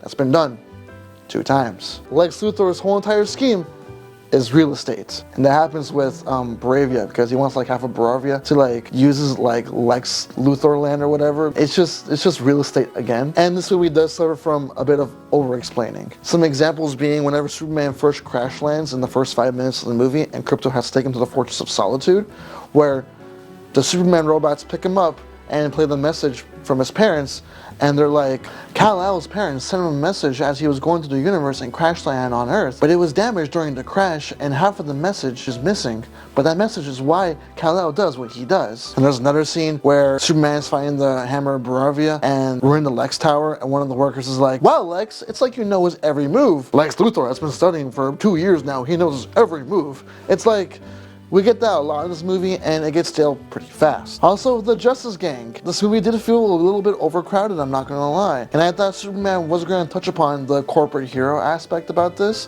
where Superman was gonna confront the Justice Gang and be like, you shouldn't save people for a paycheck, you should save people because you want to save people. I thought they were gonna touch upon that, but they never do. But with that being said, Mr. Terrific is terrific in this movie. That one fight scene he gets with his T-spheres, brilliant. And also, you brought that dog, man! Gets me every time. Guy Gardner, being our second live-action Green Lantern ever, coming after Ryan Reynolds, is pretty well adapted, I will say. He's got the haircut, he's got the mannerisms, he's got the fuck you attitude. Although I will say Nathan Fillion's Irish accent does kind of get lost a little bit, but he's still portrayed pretty well. Metamorpho was a huge surprise in this movie, and a great addition, because he also does play an integral role into the story. Lex Luthor uses Metamorpho to produce kryptonite to weaken Superman, because all the kryptonite from Earth has been removed or destroyed or whatever. But he is a really nice addition to seeing in this movie, and I thought we would never see a live action Metamorpho, let alone I thought we would never get a live action Metamorpho. But he looks great,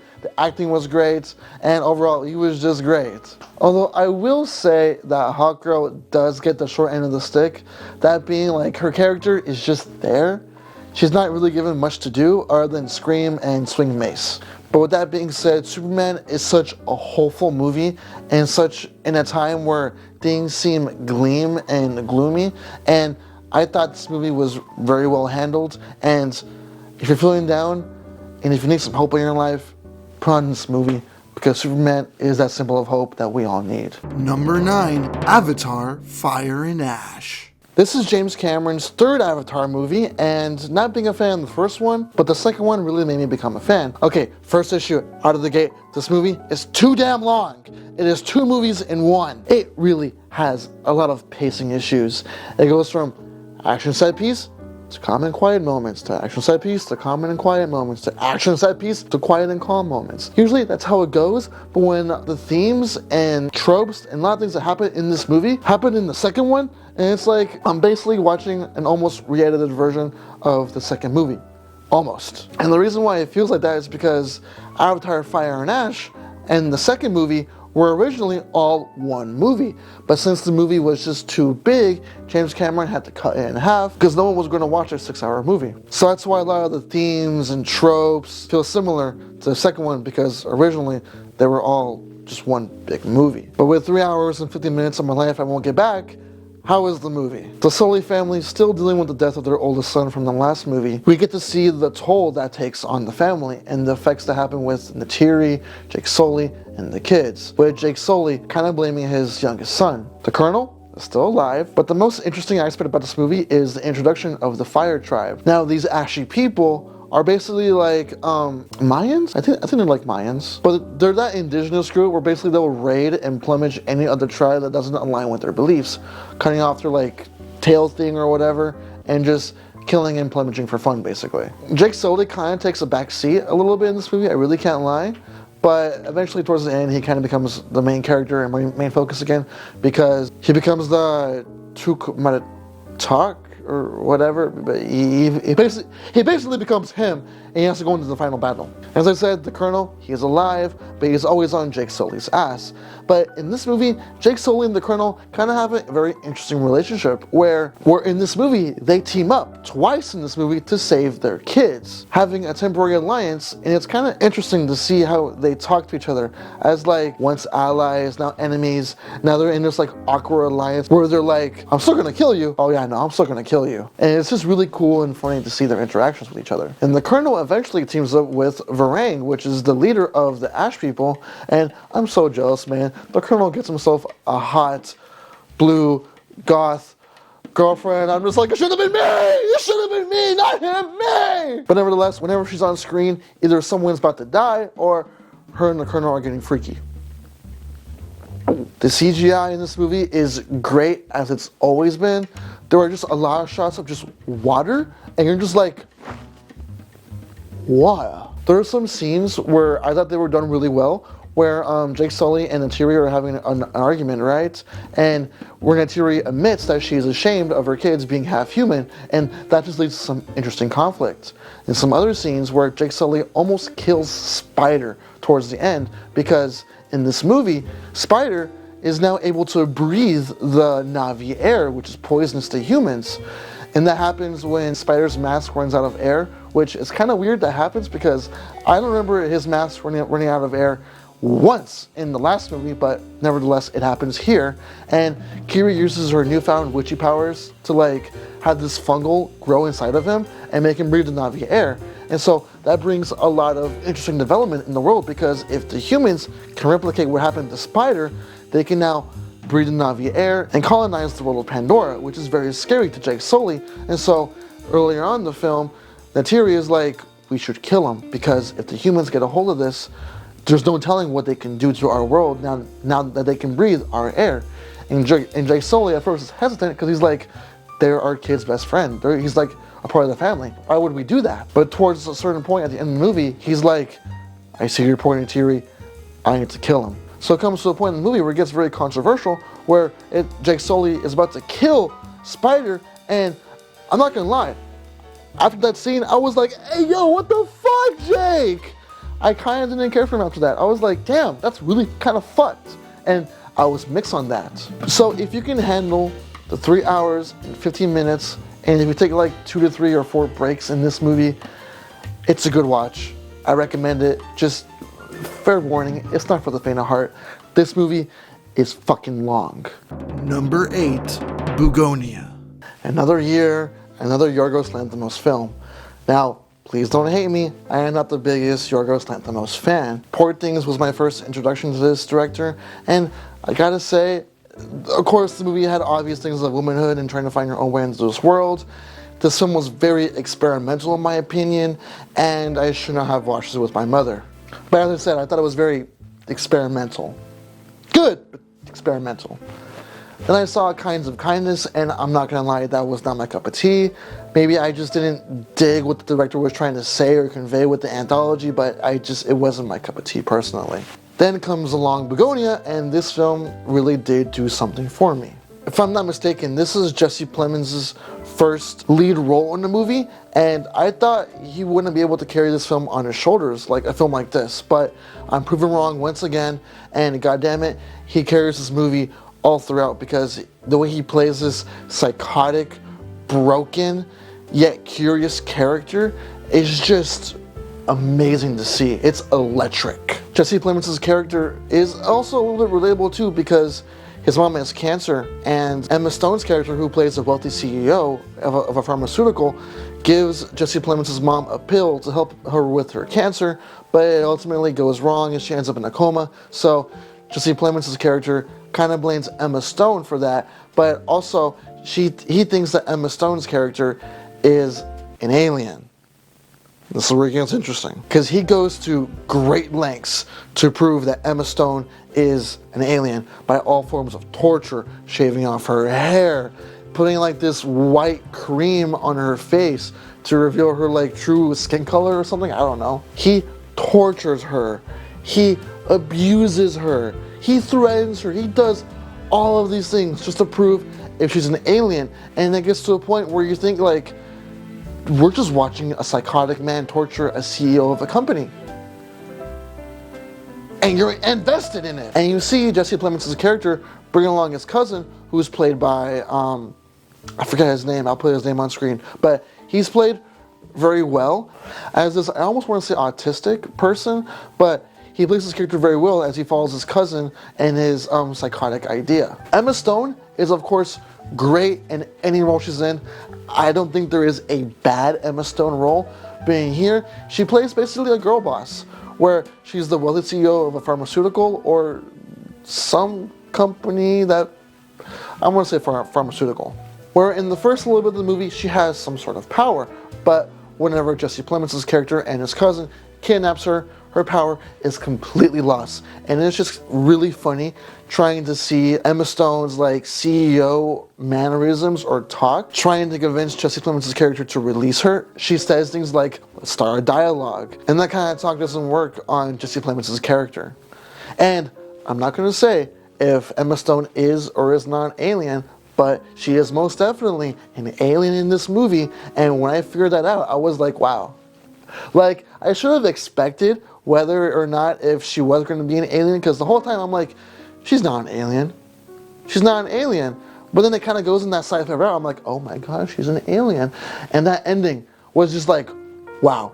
But nevertheless, Begonia is a very interesting watch. And if you have the stomach for it, the way how I would describe Begonia is, it's like a really tough pill to swallow, but once you swallow it, you feel a lot better. But the very orchestral score, Begonia is a really great watch, and I highly recommend it if you're a fan of Yorgos Lanthimos, or if you've been interested in the director's work but don't know where to start.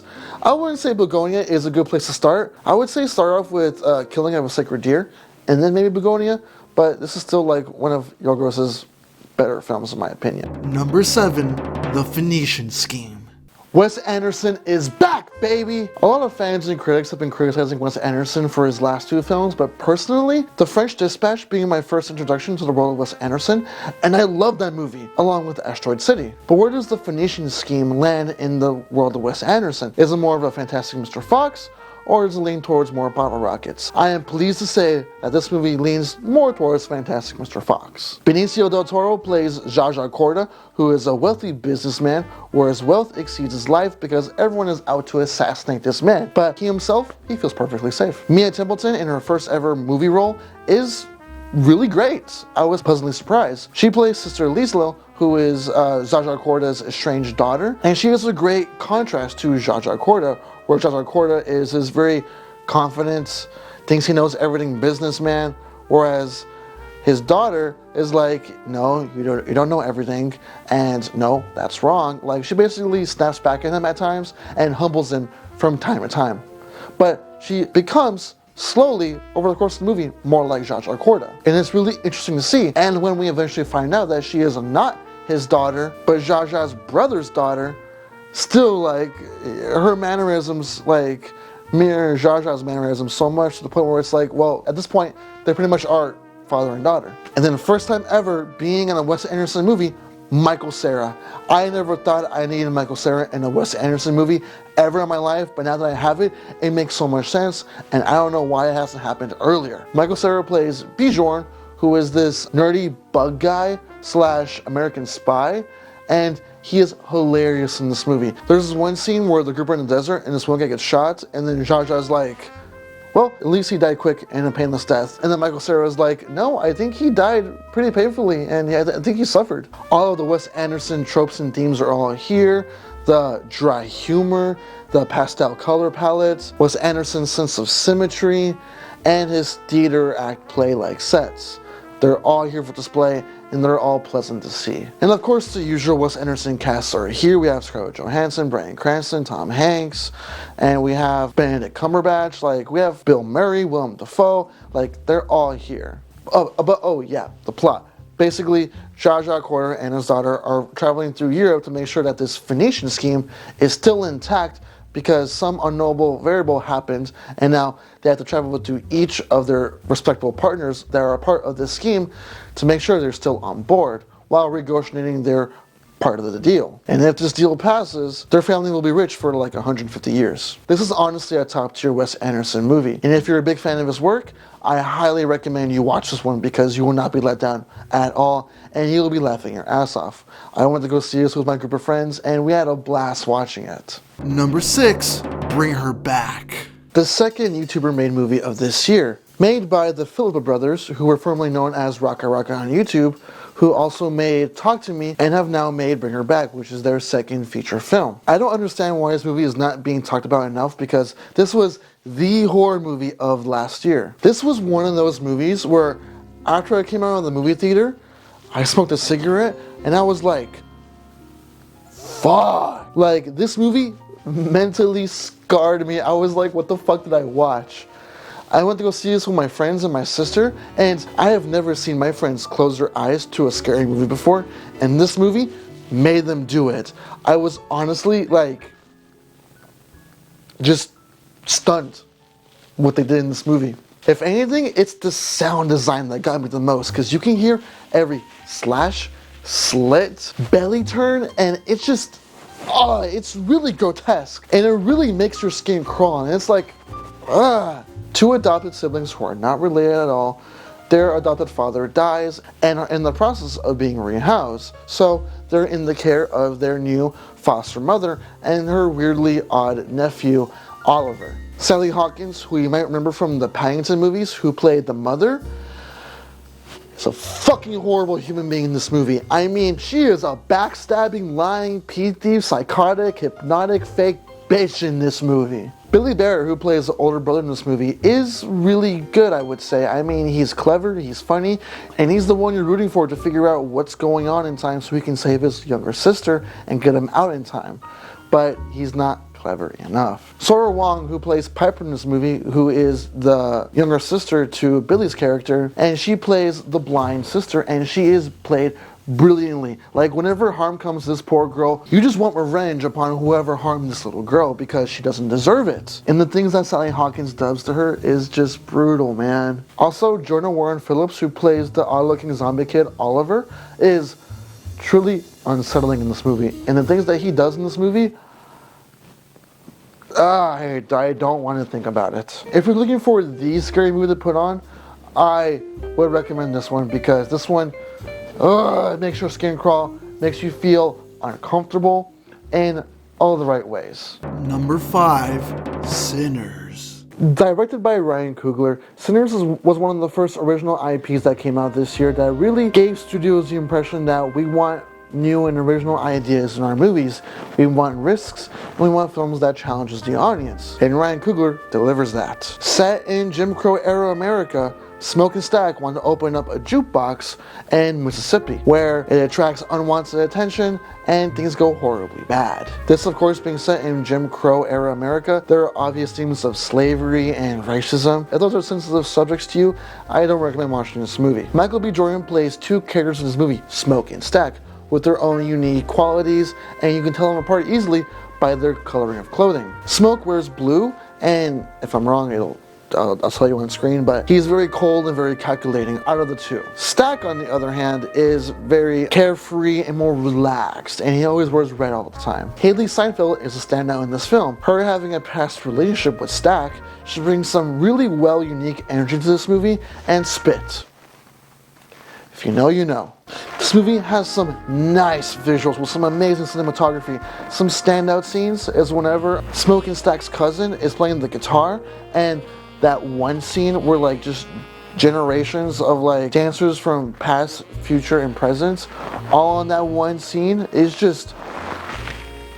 If you watch it, it's just fucking amazing. Honestly, it's just cinema. That's what it is. It's just absolute cinema. And there's one sequence in the end where Smoke is on his last breath and dying, and he sees his dead child and his dead lover, and it's just really heartfelt, and it did make me cry. With some amazing cinematography and great colors, I would say Sinners is one of the top movies of 2025. It does also have a post-credit scene, which I thought was really weird, but I liked it.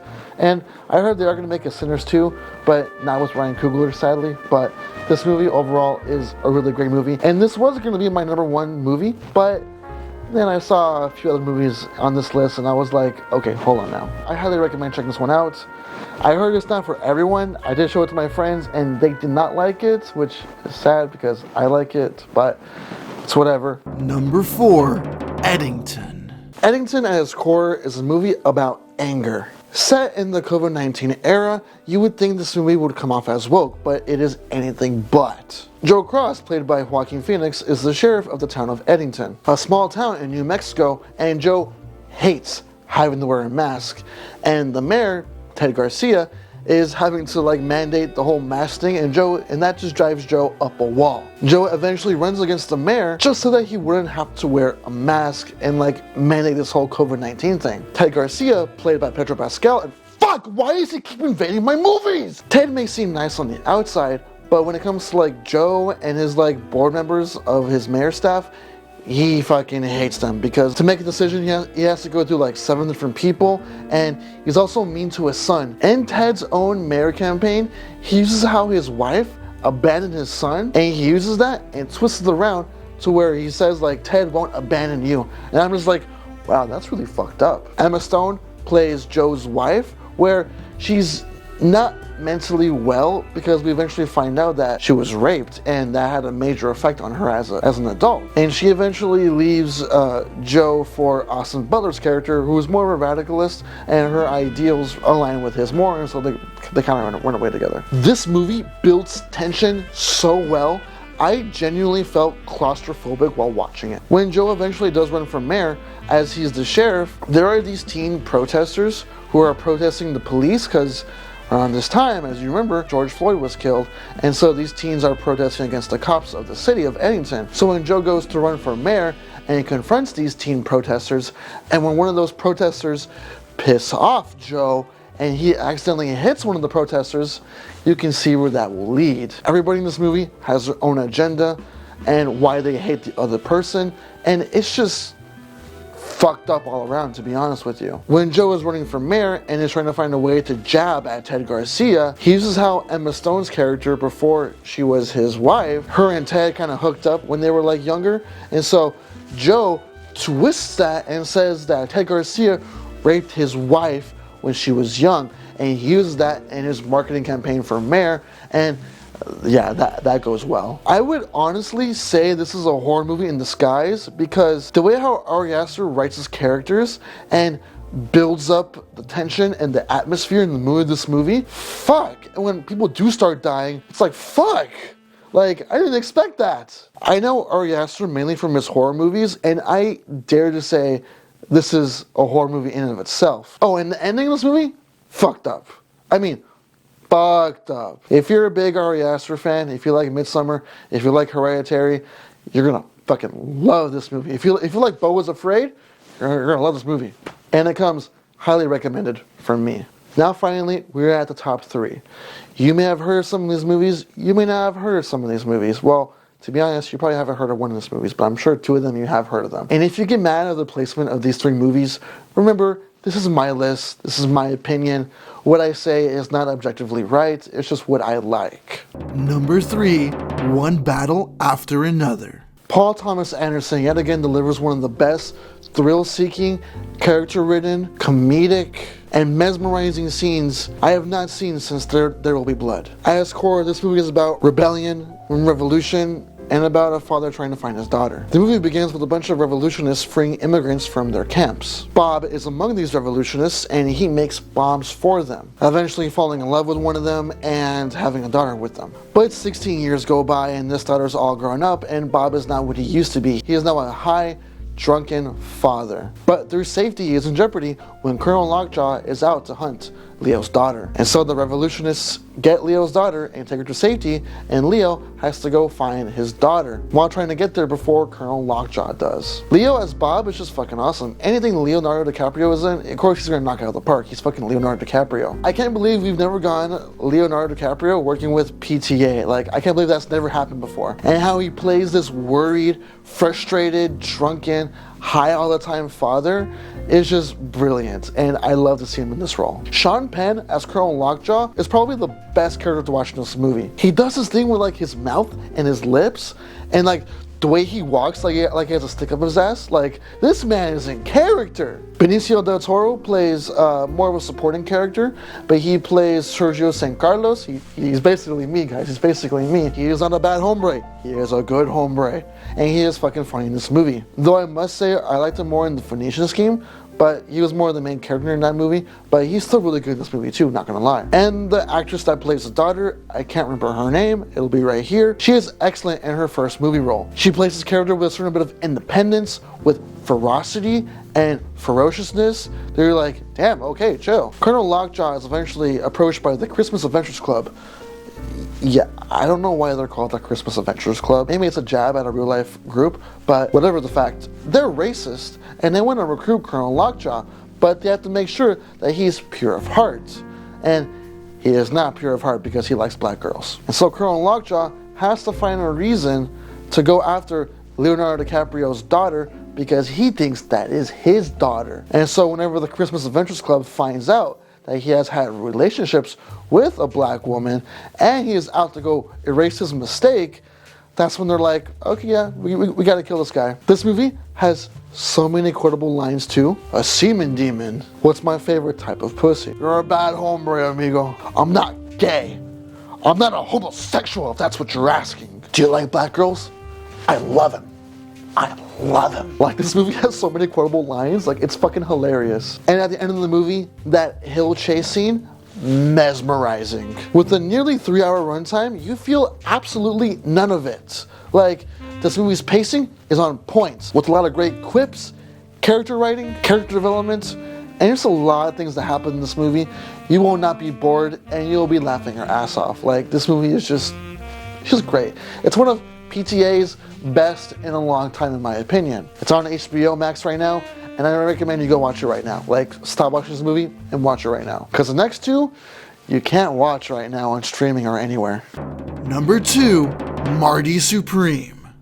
Yeah, this just goes to show how much I like Josh Safdie more than Benny Safdie. I mean, this movie is literally number 2. If you were to tell me that a movie about ping pong would make me sweat in a movie theater, make me feel so intense and give me anxiety after watching it, I would not have believed you. Marty Supreme follows Marty as he goes through the ping pong championship, but ultimately fails, but tries to regain his honor as the movie goes on by using everyone to his advantage, then throwing them away once they are of no use to him. Timothée Chalamet cooked here. I need to emphasize that. Like, I love them in Dune, I love them in Little Women, and I love them in Bones and All, but this is like his magnus opus. Like, he is really fucking good in this movie. The acting, a 10. The score, a 10. Cinematography, a 10. The mood and vibes, a 10. Like, this movie is a 10 overall. Josh Safdie is able to create such a tense, such a stressful atmosphere to a movie to the point where you're just like, fuck, like, you feel like the walls are closing in on you. I can oddly relate to Marty Supreme in a way because he wants to achieve his dreams and he will do anything to accomplish those dreams. Like, failure does not even enter his mind. But to achieve said dreams, he will literally waste everyone around in his life. He will use them up, and once they are of no use to him, he'll just throw them away. Like literally in one of the scenes, he uses his pregnant friend that he impregnated. Oh yeah, by the way, that's like the first scene in the movie. Like we literally see the sperm infiltrating the egg. That's the opening scene, guys. Spoiler. But we see Marty use his pregnant friend to get more money out of this guy. And it's just really fucked up because like he almost gets her killed so many times in this movie just because this girl will literally do anything for Marty to achieve his dreams. And at literally one point in the movie, he literally tells her, he's like, I am special. You are not special. I am made for greatness. I need to do whatever I can to achieve this greatness. And you're just like, damn, okay, you narcissist motherfucker. Like, oh, fuck you, you know? Like, you hate to see Marty, but at the same time, like, you want him to win. And he is such a worm, too. Try to find ways to, like, everyone in his life. Gwyneth Paltrow's character plays a once famous actress.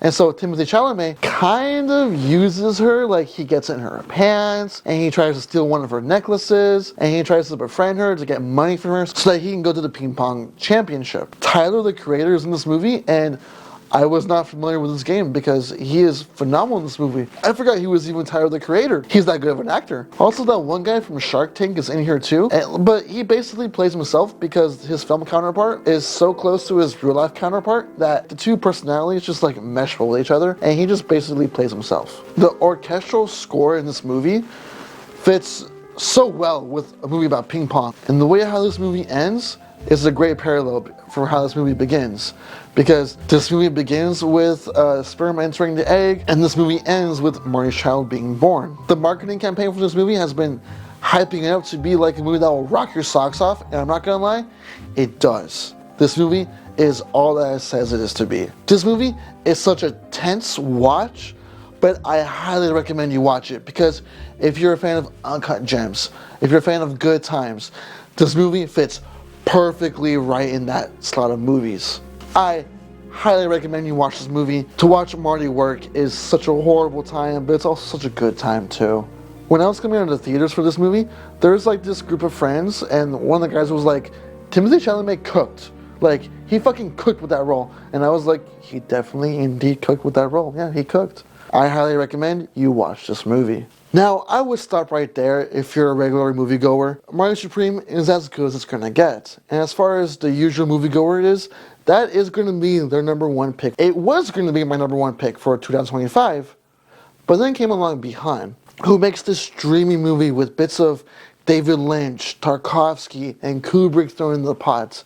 And you have my number one pick. This movie is not made for everyone. Let me tell you that right now. If you watch this movie, you will come out going, what the fuck did I watch?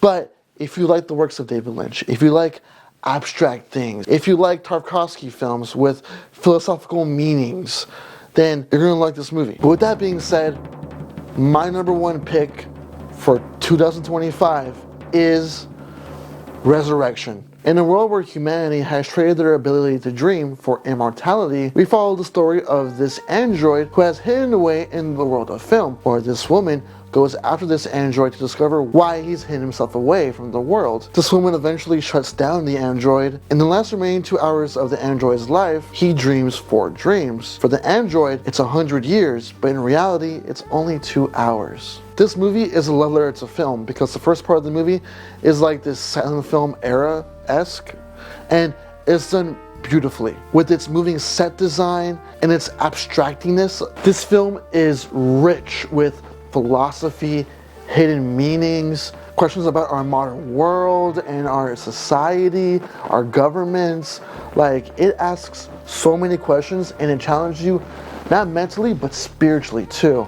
When I watched Bring Her Back and I came out of the movie theater like, fuck, I had the same effect for this movie, but 1,000 times more stronger, because I was challenged so spiritually that I had to question so many parts about this movie and my life. And when a film challenges you like that and makes you think those kind of questions, that's a really well thought out film. And in my opinion, that's what films should do. It should challenge you. It should make you ask questions. Behan is slowly becoming one of the greats alongside David Lynch, Ingmar Bergman, Stanley Kubrick, and Andrei Tarkovsky. This film does what it's supposed to do with its anthology format and more. The cinematography in this film is bloody brilliant. There are a lot of long shots in one takes, and the last stream is basically all one big long shot, and it's done so masterfully.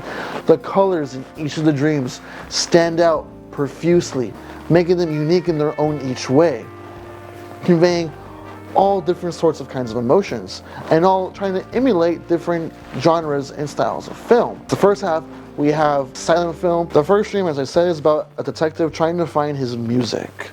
The second dream is about a father and a son reconciling with one another. The third dream is about a father and a daughter realizing that they both have superpowers. And then the fourth dream is about forbidden love. I watched this movie with my friend Zach, and it made him cry, and he didn't know why he was crying. He just knew that it hit him profoundly, and he was just crying. And the whole time, like, I was watching this movie, I was just in awe, and my mouth was just open the whole entire time. Like, my mouth was genuinely dry after the movies. Powerful and compelling score by M83. Like, as soon as this movie ended and I dropped my friend Zach off, I put on the soundtrack for this movie, and I was just like, oh, like, this soundtrack is otherworldly. And just the other day, like, I was listening to the soundtrack on my way to work, and I started to cry. I don't know why. This is one of those movies where I can watch about 100 times and still find something new about the movie. And the ending of this movie is so profound. Even though the dream is falling apart and the dreamer has died, the dream lives on. And that just, oh my, that fucking hit me. And yes, I know this is an art house movie, and I know it's not accessible to everyone, but if you get a chance to see this movie, out of all the movies I've recommended on this list, out of all of them, this is my top #1 movie you should watch, because, and the fact that I got to see it in theaters and experience it with a really packed theater, like, it, oh my god, like, it made me feel things. Period. Like, this movie is just fucking, it's beautiful. It's what it is. It's beautiful. And finally, that's it. This is the end of the video. If you're still watching up to this point, fucking thank you, because this was a bitch to record. It may seem simple, but this is taking me 5 days. 5 days for me to record this. But before I end things off, I just want to say thank you to all of you. My goal for last year was to hit 150 subscribers, and we surpassed that. I'm at 170. I mean, fucking wow, guys. That's crazy. Never in my life did I think I would have like over 100 subscribers, let alone 170. Like, thank you from the bottom of my heart. One of my highest grossing videos of last year was my first movie review of Andrei Tarkovsky's The Mirror, and that got over 2,700 views. I mean, that's insane to think about. One of my stupid little videos can gain over 2,000 views. I mean, it's just, I am really blessed and thankful to have all of you guys caring and watching my content. Like, it's nice to know that I have an actual audience out there, because in reality, I'm just making these videos for fun, to fill that creative niche in my mind, you know, so that I don't, like, you know, wither away and do nothing creative. Like this YouTube channel is a creative outlet for me, so I can just create whatever I want, basically. And it's, apparently you guys like it, so I'll keep doing it. I have like no intentions to stop making videos whatsoever, because this is honestly a blast. I mean, the lighting setups, the practicals, the outfits, the chair. I mean, me talking about movies and me doing short films on here, which I'm doing more this year. It's just, it's awesome. Though my photography content may not be gaining as much attention as my movie content, that's okay, because, you know, I'm still trying to figure out what sticks and what doesn't, so bear with me. I'm going to attempt to make more than 12 videos this year. Let's see how it goes, but I'm going to attempt to do different types of content this year. Now, last year I did do a lot of movie reviews, mainly towards the end of the year, and a lot of you seem to like that, and that's not going away anytime soon, though they will be more sparsely spread out. But I want to try different things, like maybe video diaries, maybe get more personal with you guys and talk about like the movie ideas I have in my head, maybe writing down some scripts, or like planning out the videos I want to do this year and show you guys how I go about doing that. Or maybe even talking about different types of filmmaking on this channel. Like, I have just started my movie journey. Like, I have like my short little Criterion collection up here. So like I'm just beginning my movie journey and my filmmaking journey, and I'm trying to learn as much as I can while also doing college at the same time. So it's not stressful because this semester I'm doing 2 classes, but so it's certainly going to be doable, but we'll see how this year goes. But enough said. You're probably tired of seeing my face. Thank you for watching. I really do love all of you for making the time to watch me ramble on about movies for however long this video is. Because I don't know how long this video is. I just know I have a fuck ton to edit. Oh god, I'm gonna dread editing this video. But thank you for watching. Please comment, please subscribe so I can get up to 200 subscribers. And hey, maybe this year we can even surpass 200 subscribers. Maybe 300, 400, 500? Okay, maybe that's pushing it, but we'll see how this year goes. Thank you guys for watching, and I will see you in the next video, or next month. Bye.